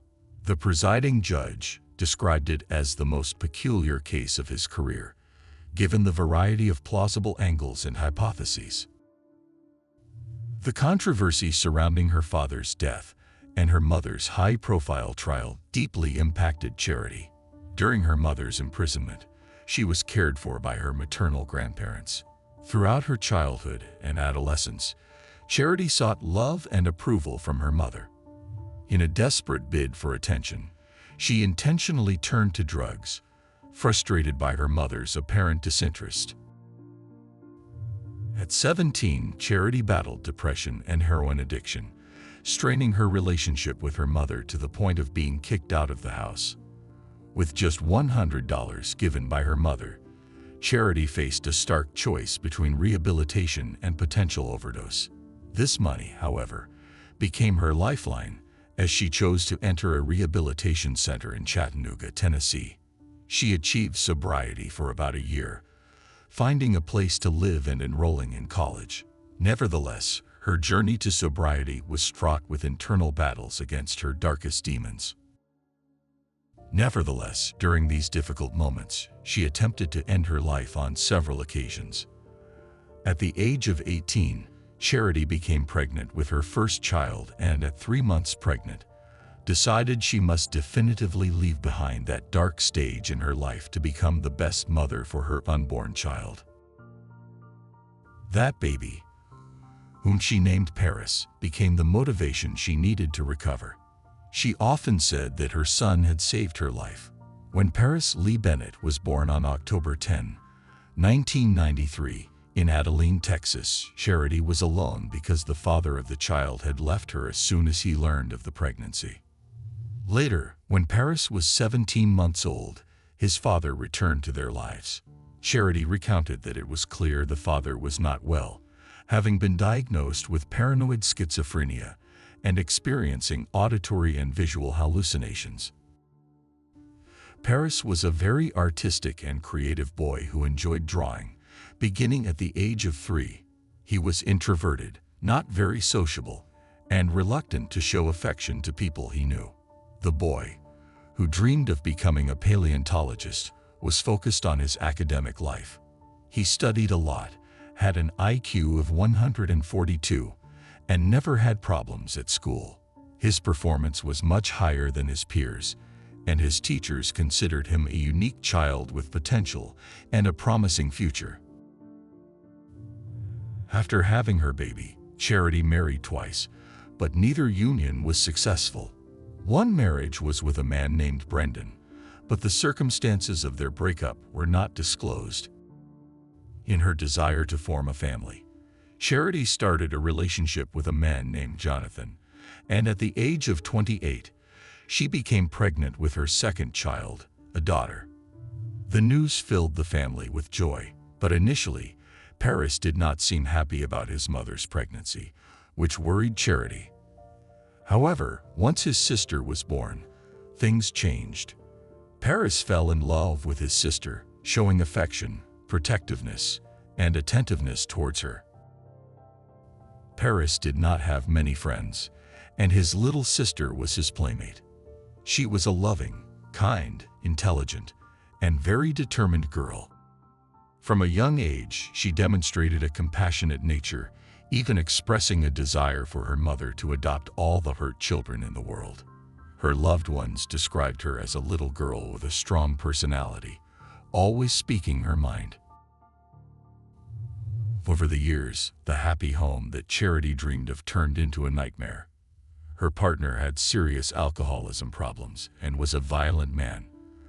According to Charity, the relationship ended when her husband was stopped by a police officer, and when asked to exit his vehicle, he refused. The officer reached into the car, and the driver sped off, dragging the officer along. The officer then shot and injured him in the leg. When Charity learned about the incident, she decided she could not allow her children to live in such circumstances, and chose to separate. The young girl enjoyed her relationship with her brother, finding fun and inspiration in playing with him, seeing him as a role model, and wanting to follow in his footsteps. Paris also appeared to enjoy his time with his younger sister. Childhood videos and photographs show them dancing, playing, and posing together, always smiling. In 2005, Charity and her children moved to Dallas, Texas, to be closer to Kyla, Charity's mother, who had been diagnosed with breast cancer. Charity was a loving mother, but the stress and anxiety from her partner's separation and disputes with her mother led her to relapse into drug use. During the 6 months that Charity was under the influence, Paris took on the role of the protective older brother, a situation that significantly changed his life. He no longer saw his mother as a loving figure, but as an unpleasant woman full of flaws and mistakes. Soon after, the three of them moved to Kyla's ranch in Seymour, Texas, where their lives became even more chaotic. It was during this time that a more emotionally unstable and violent side of Paris began to emerge. He had fits of rage, banging his head against the wall or throwing things on the floor to seek attention. However, Charity seemingly failed to interpret these signs. On one occasion, while living at Kyla's ranch, Paris broke a toy that his sister and a friend were playing with. Seeing this, Charity scolded and punished him. Minutes later, when his mother was away, Paris took a kitchen knife and ran out with it in his hand. Alarmed by the screams of one of the ranch workers, Charity and Kyla rushed to the scene and managed to disarm him after some struggle. Worried about her son and his violent outbursts, Charity took Paris to a psychiatric center. However, feeling that he was not given adequate attention, she decided to return home with her son. According to some accounts, there were other similar episodes later on. On one such occasion, Paris threatened his aunt and sister, leading Charity to take him again to a health center where he underwent various tests. The specialist told Charity that it was concerning for a child so young to have thoughts about harming others, recommending that she seek treatment for him. However, Charity did not take the psychiatrist's suggestions well, finding the evaluation erroneous and offensive, and disregarded the advice. Nonetheless, doubts about how to handle her son's situation lingered in her mind, and shortly after, the family moved to Abilene. Over time, Paris developed resentment towards his mother, leading to constant arguments between them. For Charity, although the changes in her son confused her, she didn't believe they were as serious as the psychologist had suggested. Unfortunately, she was mistaken. Then came February 4, 2007. That day, 13-year-old Paris was visibly upset with his mother from the morning. But as he was a teenager and fights between mother and son had become a daily occurrence, she didn't give it much thought. At that time, Charity was working at a well-known restaurant near Abilene and had hired a babysitter that day to help while she was at work. She thought she had faced worse things with Paris, and that, as in the past, everything would be resolved. So before leaving, she approached her son, kissed him, and told him she loved him. She had a demanding workday due to the Super Bowl. After midnight, around 12:30 a.m. on February 5, 2007, exhausted from the intense hours, Charity was cleaning tables at the restaurant, eager to finish her shift and return home to rest and see her children. That's when several police officers arrived at the establishment. As she went to find the manager, she heard her name mentioned in the office and felt terror. Confused and disoriented, she couldn't understand what was happening when an officer told her that her 4-year-old daughter was injured. Her immediate reaction was to ask what had happened and where her daughter was. Then, the officer informed her that her daughter had passed away. Unable to bear the shock, Charity fainted. There is nothing more terrifying for a mother than the death of a child. But the truth she heard from the police was much crueler and more painful than she could have imagined. While being taken by the police to the station, Charity asked about her son Paris, and an officer responded that they had him. This brief and stark answer made her realize her worst nightmare had come true. When she heard her daughter had died, she felt shattered. But learning that Paris was the perpetrator was like having those shattered pieces broken again. According to the police investigation, that night the babysitter had taken the kids out for Chinese food. They returned home and watched a children's movie. The little girl then went to her room to sleep, while Paris retreated to his because he had to finish his homework. It's unknown at what moment Paris decided to end his sister's life. But as a bright and manipulative teenager, around 10 at night, he managed to convince the babysitter she could go home, assuring her that his mother was on her way. With her absence, it would be easier for him to execute his plan. What happened once they were alone was a true scene of terror. Paris went to Ella's room, beat her, sexually abused the little girl, barely 4 years old, and suffocated her. Then, with a knife he had taken from the kitchen, he gave her 17 fatal stabs. Immediately after the attack, Paris picked up the phone and called a friend, engaging in a conversation about various topics. Roughly 2 minutes after ending this call, which lasted 6 minutes at 11:42 p.m., the teenager dialed 911. During the call with the emergency operator, Paris seemed desperate and distressed about the atrocious act he had just committed. When asked if the girl was bleeding, he admitted she was because he had inflicted several wounds on her. The operator instructed Paris to perform CPR while waiting for emergency services and provided the necessary directions. On the recording, Paris can be heard counting as if following the instructions, but investigators later concluded that he never attempted to revive her. This was deduced from the position of the little girl's body and the bloodstain patterns found at the scene. In an attempt to justify his actions, Paris told the operator that he had hallucinated and thought his little sister was a demon. Soon, the street outside was filled with police and paramedics. Paris was taken into custody and brought to the police station while the investigation began at their home. During interrogation, he again mentioned his demonic hallucinations, claiming he was sleeping with his sister and woke up to her face looking different, like a demon engulfed in flames. He said he thought she was possessed and attacked her in a panic attack. As Paris continued his account, however, he fell into contradictions. He mentioned feeling resentment towards his sister since her birth because he was no longer the center of attention. Initially, investigators thought jealousy might have motivated the attack, but then he revealed his original plan also included killing his mother when she returned home. After a long, confusing, and painful night, Charity arrived at the police station to see her son. The inconsolable mother was shattered but became emotional upon seeing Paris. She got up, hugged, and caressed him amid tears, showing him she was there for him. Paris's reaction, in contrast, was cold and emotionless. He simply sat and coldly asked her what she planned to do. When Charity broke down in tears asking what he meant, Paris reminded her that she had always said she could take someone's life if they harmed her children. His question was not out of fear, but rather a challenge.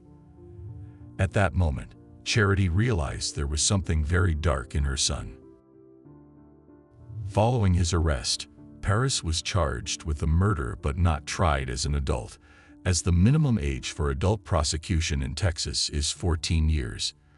Instead, he was charged in juvenile court and pleaded guilty to capital murder.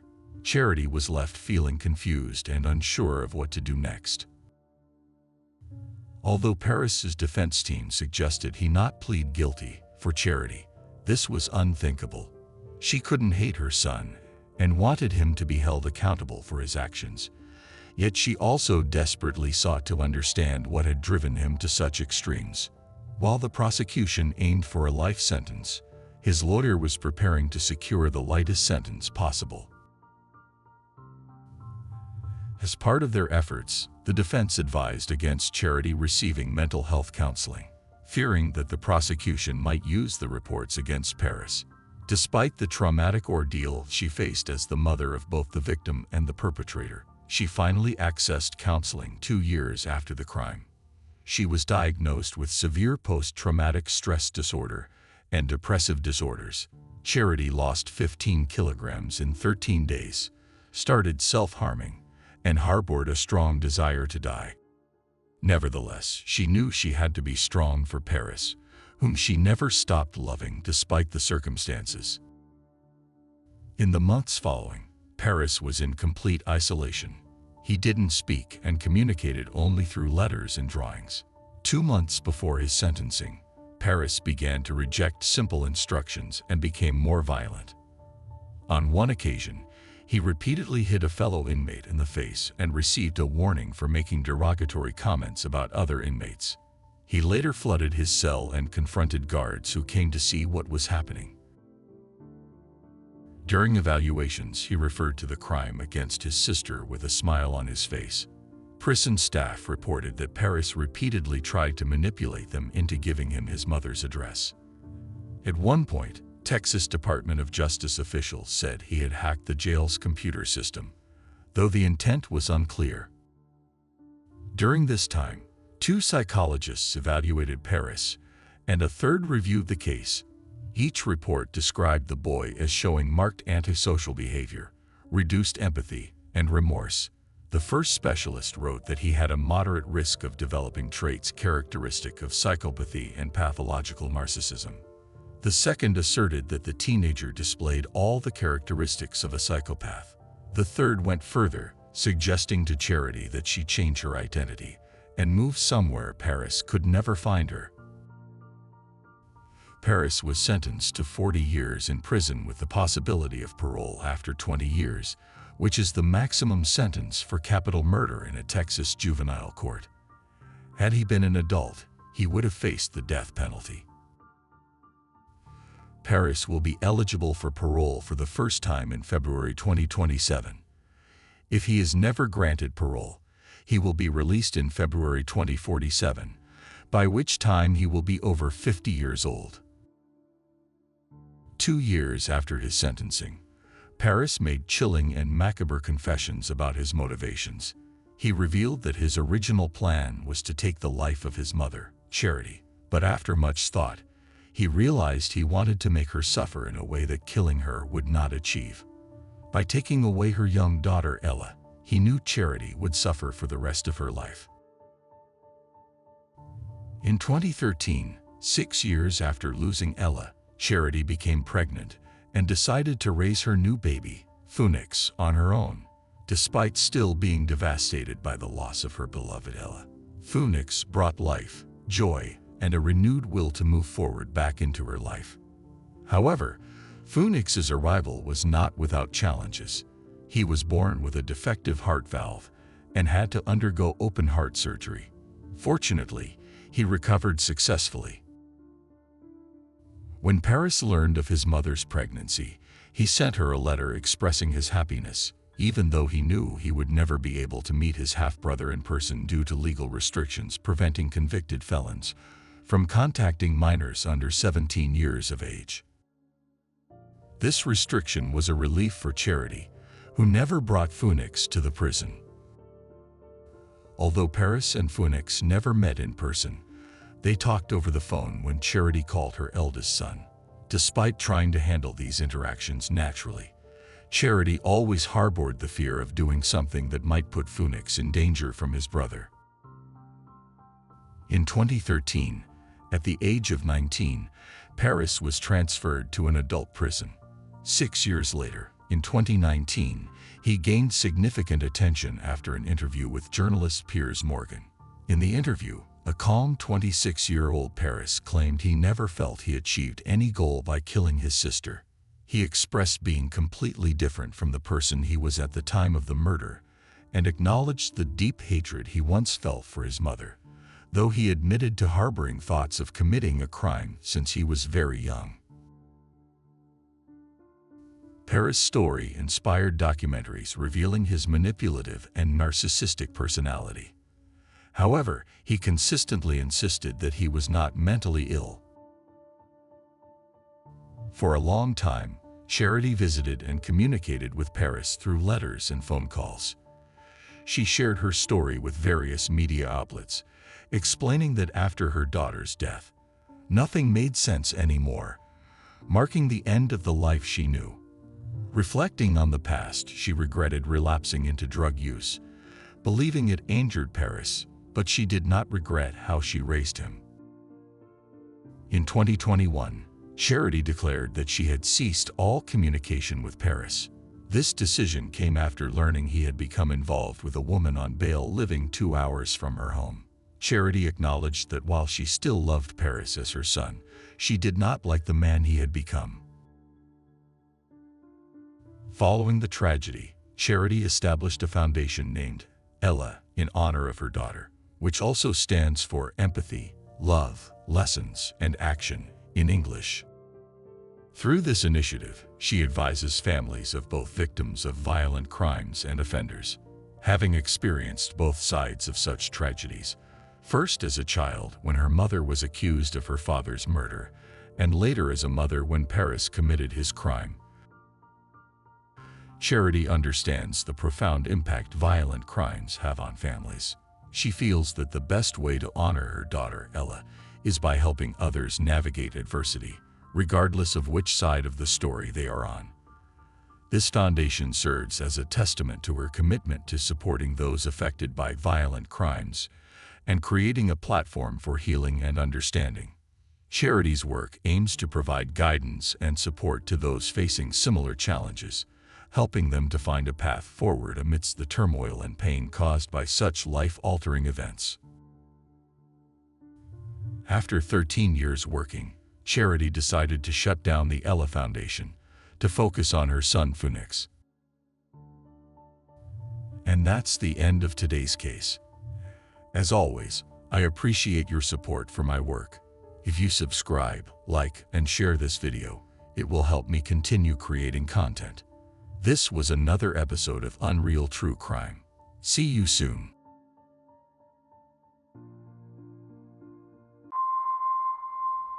Day after day, we are surrounded by the presence of criminals.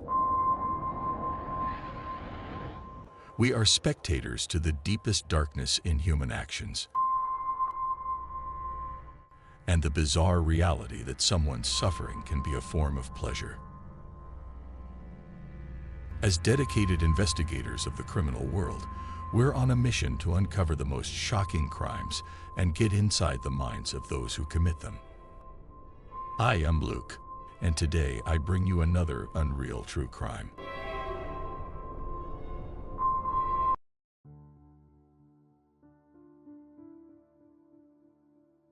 The story of the House of Horrors.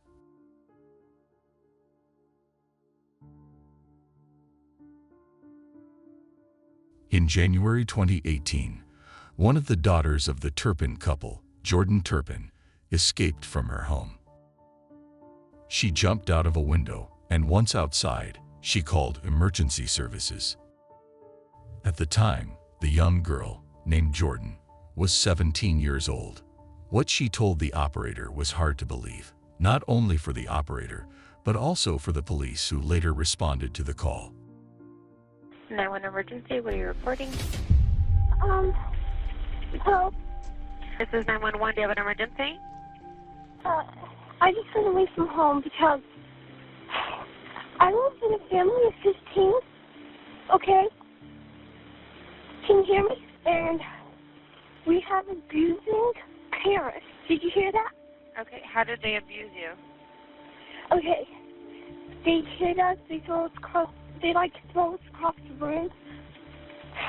They pull our hair, they yank out our hair. I have my two little sisters right now are chained up. The call lasted about 20 minutes. During this time, Jordan informed the operator about the violence and abuse she and her siblings had endured. She explained that there were 15 family members living in one house, 13 siblings and their two parents. She described how some of her siblings were chained, tied to their beds with chains that prevented them from bathing or eating, and they lived in filth. She detailed various kinds of physical and psychological abuse they suffered. While the operator was speaking with her, they contacted the police so they could head to the location where Jordan was waiting. When the police finally arrived where the young girl was waiting, the first thing they noticed was that she didn't look 17 years old, but much younger. Her voice also didn't match the age she claimed. It sounded like that of a child. She was quite disheveled and dirty. When trying to explain why she called and why she wanted them to come, her speech was not very coherent and was quite slow. The police initially thought she might have some disorder due to her appearance and manner of speaking. However, Jordan then showed them several photos on the same cell phone she used to call the operator. These photos showed the conditions inside her house, including her siblings chained to their beds. The police, without wasting more time, headed to the address Jordan provided. Upon arrival, they were immediately struck by the strong smell of urine and human waste. The house was littered with garbage bags in every room, including the living room and kitchen. In the children's room, they discovered 12 children, ranging from 3 to 29 years old, as Jordan had already escaped. Shockingly, one of them was found chained to their bed. The police quickly realized they were dealing with a severe case of child abuse, far more profound and complex than they could have imagined, with some children having lived in these horrid conditions for decades. These children were the children of David and Louise Turpin, who had grown up in the small town of Princeton, Virginia. There, Louise, originally named Louise Robinet, lived with her parents and two younger sisters, Elizabeth and Teresa, in a humble low-income household. Despite their quiet and shy demeanor, especially in front of their parents, the siblings were quite close. Louise, the eldest, behaved differently outside her home, often rebellious and using foul language. Raised in a Pentecostal family deeply involved in church activities, the girls were expected to adhere to strict behavioral standards, reflecting the religious values their father, a pastor, taught. They were prohibited from activities typical for other children, such as speaking ill, disobeying, or dressing in certain ways. More was expected from them, being the pastor's daughters. David, who lived about 9 kilometers away from Louise's home, was also deeply involved in the church. The families of David and Louise were close primarily because of their shared commitment to their faith. Louise and David had known each other since childhood, and their characters were largely defined by their religious involvement. Despite the affectionate relationship between the two families, Louise's father disapproved of her relationship with David, considering her too young for any romantic involvement. Contrarily, Louise's mother supported the relationship, even helping her daughter secretly meet David. David, perceived as a decent young man, was polite and dressed unusually for his age, often seen in suits and ties. He was active in school clubs, abstained from alcohol, and was notably introverted. After high school, he pursued a degree in computer engineering and graduated with high marks. David and Louise's relationship, kept secret due to her father's disapproval, was marked by their strong desire to be together. Realizing they could not continue under such circumstances, they decided to elope, setting in motion a series of events that would culminate in the discovery of the House of Horrors. One day, while Louise was in a high school class, David executed a daring plan. He disguised himself to appear older, donning a fake mustache, a hat, and a suit, and entered the high school. He successfully convinced the supervisor in charge of student welfare that he was a relative of Louise and managed to take her with him.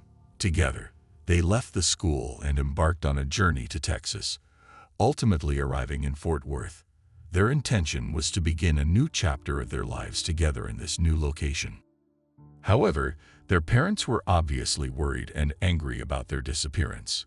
Particularly concerning was the issue of public perception, as it looked bad for a pastor's daughter to run off with someone without being married first. Louise's parents reported her disappearance to the police. 3 days later, the couple was found in Texas. Louise was brought back to her home because she was a minor. Upon their return, Louise's father somewhat acquiesced. He told them that if they truly wanted to be together, they must do so in accordance with their religious beliefs. This meant they had to get married, as sleeping in the same bed or engaging in sexual relations without being married was considered a sin in their family. Being deeply in love, they agreed to follow her father's instructions. In 1985, when Louise was just 16 years old, they got married in a small ceremony. They continued to live in Virginia for a couple more years. 3 years after their wedding, in 1988, they welcomed their first child, a girl. They stayed in Virginia with their daughter for another 2 years, until the early 1990s. It was then they decided it was time for a change, to grow and move on. They chose to leave Virginia for Fort Worth, Texas, the place they had initially escaped to 5 years earlier. Their decision to move was motivated by 2 main reasons.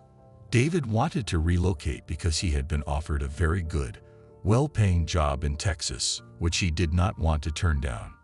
And Louise, as she told her sisters, wanted to leave Virginia, primarily to distance herself from her family. She no longer wished to have direct contact with her family, at least not at that time. And this was because, according to what the sisters said, their maternal grandfather had been abusing their mother since their mother was a child, and this abuse only stopped once their mother got married. Then her mother had her 3 daughters, so the grandfather started abusing the girls also since they were very young. Since Louise was the oldest daughter, she had suffered this abuse for many more years. The moment Louise escaped to Texas with David when he was 16 years old, the abuse stopped. Her sister even says that on one occasion when Louise was between 14 or 15 years old, her grandmother came into the house and saw that her husband was abusing her granddaughter.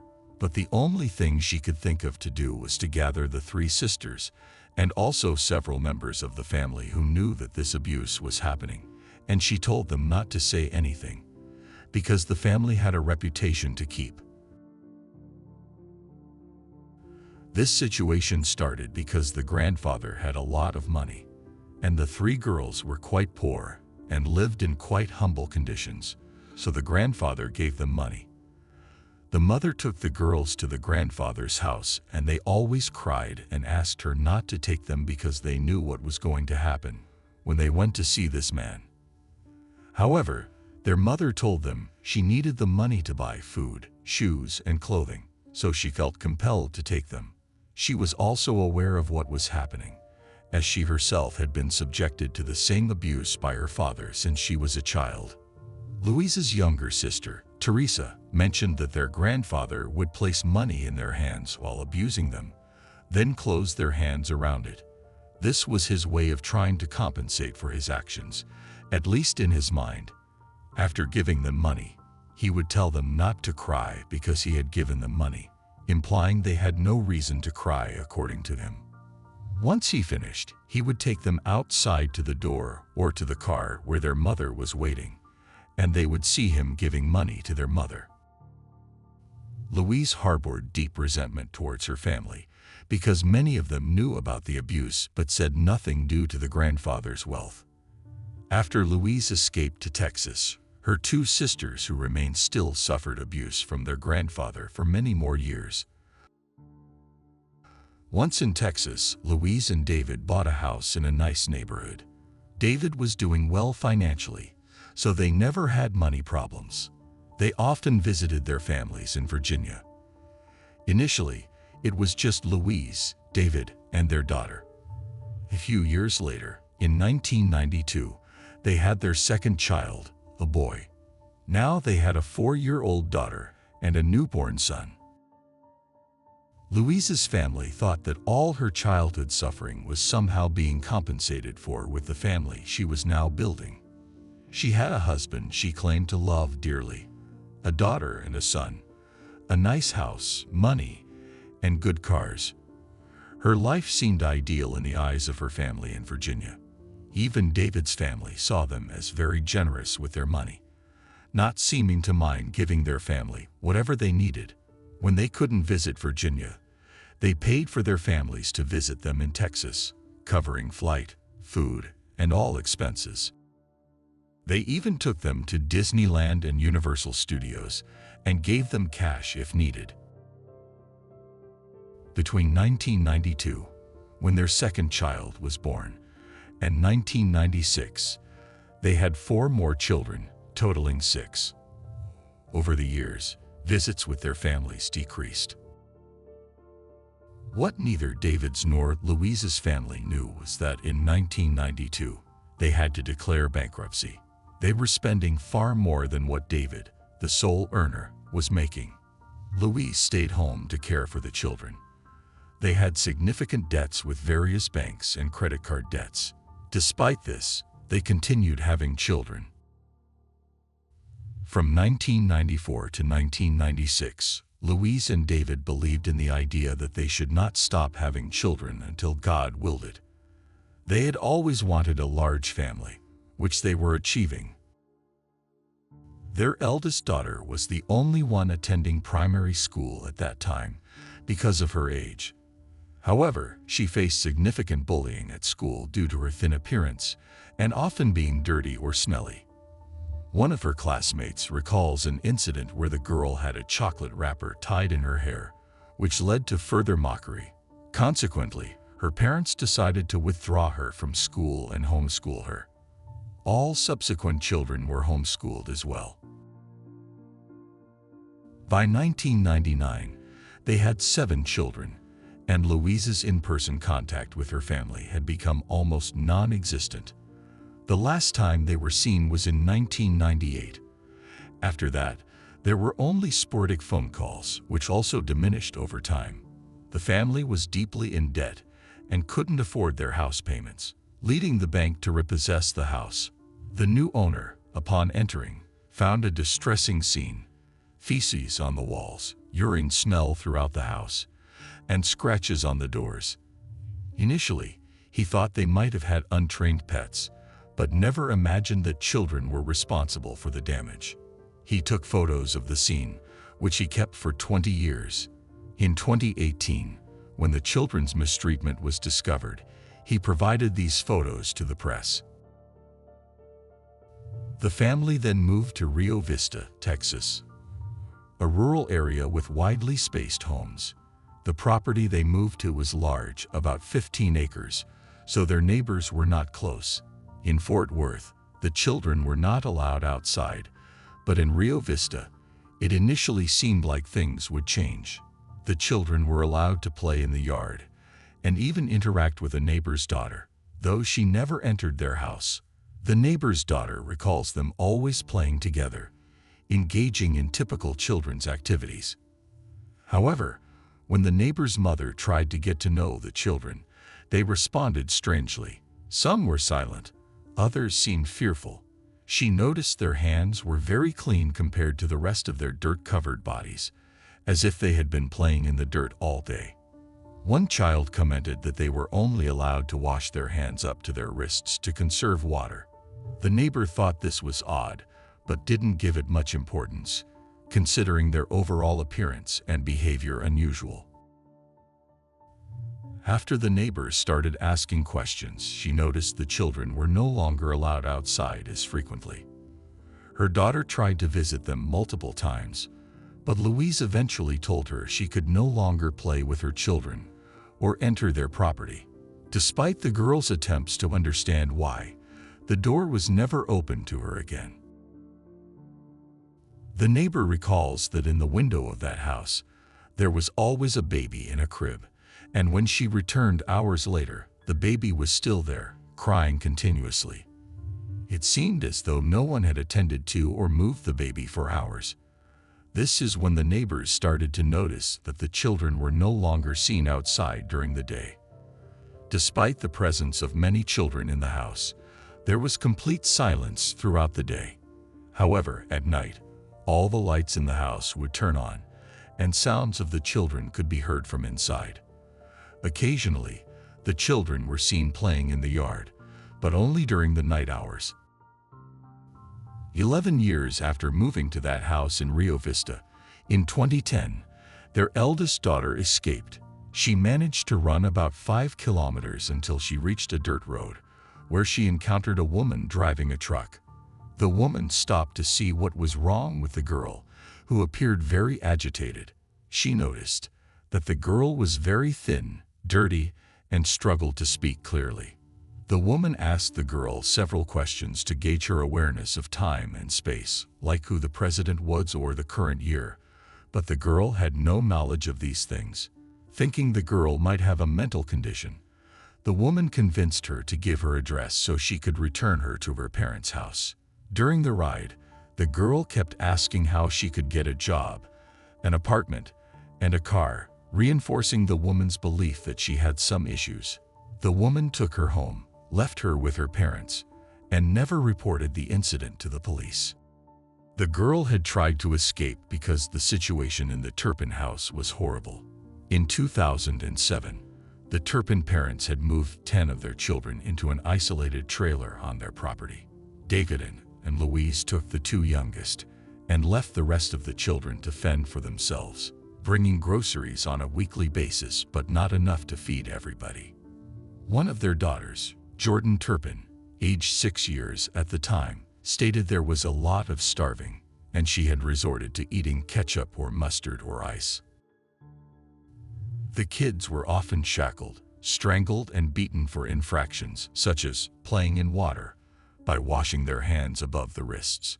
They were also frequently left to lie in their own waste, unable to use a toilet while chained, and were allowed only 1 shower per year.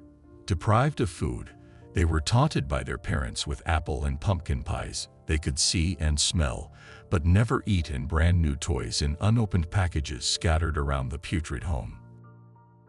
Then, in 2010, David lost his job again, forcing them to leave the house overnight as the bank repossessed it. The neighbors didn't realize they had left until they saw a sign from the bank announcing the house was for sale. Out of curiosity, as they had never entered the house in 11 years, several neighbors went inside. They found 2 dogs eating from the trash left behind. The house was filled with garbage, including children's chairs, beds, and mattresses covered in excrement and urine. Despite seeing all this and realizing the family lived in filth, nobody reported it to the police, including the bank or the new owner. This could have been a significant alert, as children should not live in such conditions, but no one took action. The family decided to move to California after leaving Rio Vista, Texas. There is no specific information about why they chose California, as they had no family there and, as far as is known, no outstanding job offers that would have motivated the move. When they arrived in California, They lived in two houses that were quite close to each other. Unlike the large property in Rio Vista, it would seem difficult to keep so many children quiet in a neighborhood where houses were close together. They initially arrived in Rio Vista with 7 children, but when they moved to California, they had 12 children plus the 2 parents, making it a total of 14 people in one house. Despite this, they managed to remain unnoticed for 4 years in the first house before moving to another house in Perris, California, where they lived for another 4 years. On January 14, 2018, before 6 a.m., 2 of the sisters, aged 13 and 17, decided to escape the house to seek help for their siblings. The 13-year-old got scared and returned home, but the 17-year-old, Jordan, continued with the plan she and her siblings had been working on for over 2 years.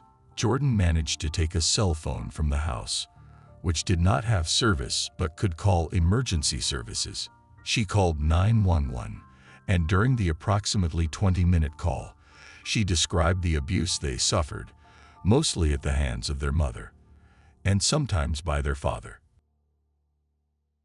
When the police arrived, Jordan showed them the cell phone with photos of their living conditions.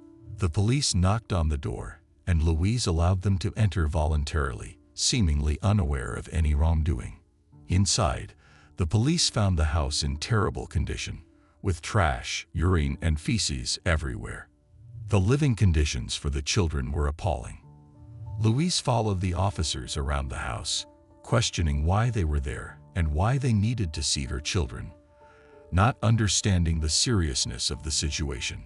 In one of the rooms, the police found one child chained to the bed and observed marks on the ankles of 2 other children, indicating they had recently been unchained. It's unclear if the parents had realized that their daughter had escaped and unchained the children as a result. The police immediately arrested the parents and took them to a patrol car.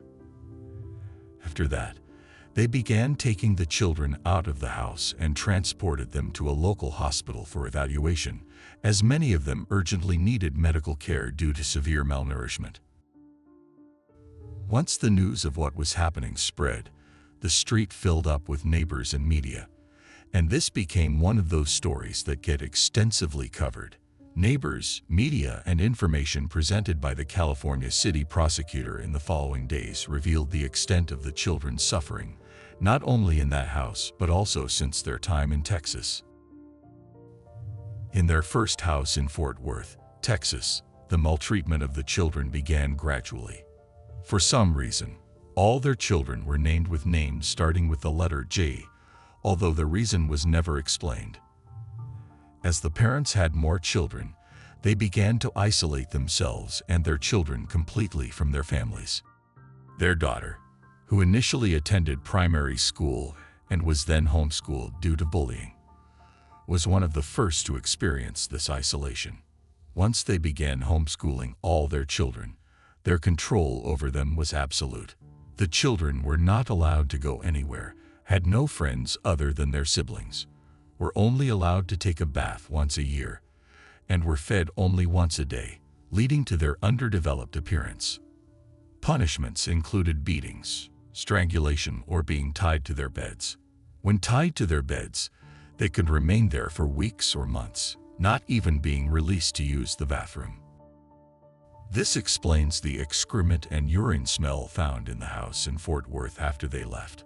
The scratches on the doors, initially thought to be made by pets, were actually made by the children in their attempts to escape. When the family moved to their house in Rio Vista, the abuse that had begun in Fort Worth continued. The only change occurred when the neighbors started asking questions, which led the family to change their routine completely. They began living nocturnally, sleeping from the early morning hours until the evening, and only being active at night. This is why the neighbors never saw them during the day and heard no noise from the house as their classes, playtime, and other activities happened at night.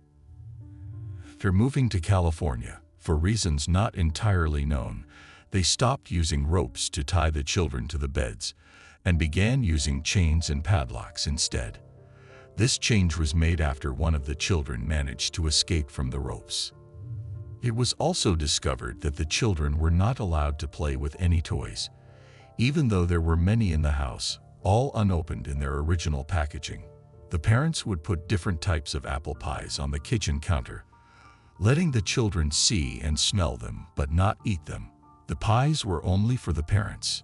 Feeding the children only once a day severely affected their physical and mental development. The eldest daughter, who was 29 years old, weighed only 82 pounds. The 12-year-old son appeared to be only 7 years old, and all the other siblings also looked younger than their actual ages. They spoke very slowly, and some had more difficulty than others in organizing their thoughts. This nocturnal lifestyle continued in California, making it harder for neighbors to notice anything unusual. After moving to their second house in California in 2014, some changes occurred.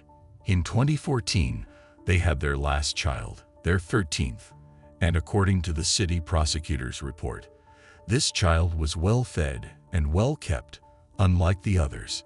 The parents took this baby to parks, constantly took photos, and sent them to relatives, explaining the absence of photos of the other 12 children by saying they were too restless.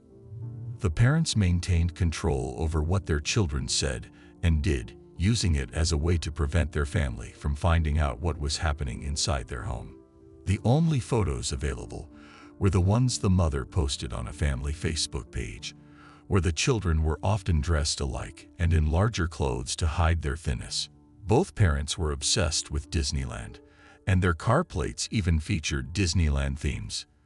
They occasionally took their children to Disneyland or other outings, but these were rare and strictly controlled. The oldest son was the only child who had more contact with the outside world, as he was allowed to take a class at a local college. One of his classmates noted that he would eat incessantly whenever there was food in the classroom, as if he hadn't eaten in days. His 12 siblings rarely left the house except for some nighttime activities or special occasions like renewing their parents' vows in Las Vegas, done twice in the same chapel with an Elvis Presley impersonator. Videos of these events are available on YouTube, showing the children looking thin but smiling, which did not necessarily mean they were happy. As we watch these videos of the Turpin wedding in Las Vegas, we're given a rare glimpse into a very private aspect of their lives. Here, we see David and Louise Turpin renewing their vows in a ceremony that, on the surface, appears joyful and celebratory. The setting is classic Vegas. A small chapel, complete with an Elvis Presley impersonator officiating the ceremony. The couple seems to be embracing the moment, surrounded by their children who are dressed for the occasion. It's a surreal contrast to the grim reality of their home life that was hidden from the world. These videos capture moments of apparent happiness and normalcy, starkly juxtaposed against the backdrop of the harrowing conditions we now know the children were enduring. It's a poignant reminder of the complexities and contradictions that can exist behind closed doors. For 2 years, all the children planned and sought ways to alert someone for help. Finally, the 17-year-old daughter decided to escape and seek assistance. She knew that their way of living was somehow not within normal parameters. It wasn't right, despite being the only life she had known since birth. She understood that what was happening in her home was not normal. For many of us, stepping out of our house door is a mundane act, not even warranting a second thought. But for this 17-year-old girl, leaving her home alone for the first time, especially in the early morning darkness, and speaking with a stranger about her life was a significant and frightening step. She had no concept of what a police officer was, so when officers approached her, she did not run away but stayed and spoke with them, not knowing if she was safe or not. David and Louise pleaded not guilty to all the charges against them, which together amounted to more than 75 counts, including torture, child abuse, and neglect among many others. They were each given a bail of $12 million, equivalent to $1 million for each of their children, except for their youngest 3-year-old daughter, who they seemingly took good care of. Hence, no charges were brought for her mistreatment. Their plea of innocence meant that some of their children might have had to testify in court. To spare their children this ordeal, they eventually pleaded guilty to all charges. Louise claimed to have been diagnosed with a mental disorder and requested time for treatment before trial, hoping to be freed from charges after about 2 years. However, the court denied this request, citing insufficient evidence that her mental condition led to her actions towards her children. During their trial, 2 of their children presented letters they had written, which were read to their parents. Eventually, they were sentenced to life in prison with the possibility of parole after 25 years. At the time of the trial's conclusion, they were not allowed any contact with their children, although the judge mentioned that this might change in the future, depending on the children's wishes. The children's adaptation to a normal day schedule was challenging, as they were used to sleeping during the day and being active at night. On March 19, 2018, about 2 months after they were hospitalized, all 7 adult children, aged between 18 and 29, were discharged and placed in an adapted house with separate living spaces to start adapting to independent adult life. The 6 youngest were placed in foster homes for potential adoption, and it was known until 2018 that Louise's siblings wished to adopt all of them, maintaining only telephone contact at that time. It was discovered, rather strangely, that Jordan, the daughter who called 911 and escaped through the window, had started uploading videos to YouTube in late 2017, a few months before her escape. In these videos, she sang songs she composed herself. She also opened an Instagram account, posting several photos where only her face was visible inside her house. All this was done while still living with her parents, and it was unclear how she managed to access the internet and learn to use it without her parents' knowledge. When the police arrived, she didn't know what a police officer was, and she was also unfamiliar with the concept of medication, raising questions about how she knew to use YouTube and Instagram. Neighbors and relatives were questioned as to why they didn't notice or say anything, and why the children didn't seek help during their outings to Disneyland or Las Vegas. A psychologist suggested that the children's social and emotional skills might have developed differently due to incorrect feeding and being confined all day. This might have made them perceive their situation as normal or not inherently wrong. It was challenging for neighbors to detect such abuse, especially without a reference point or the imagination that something like this could happen next door.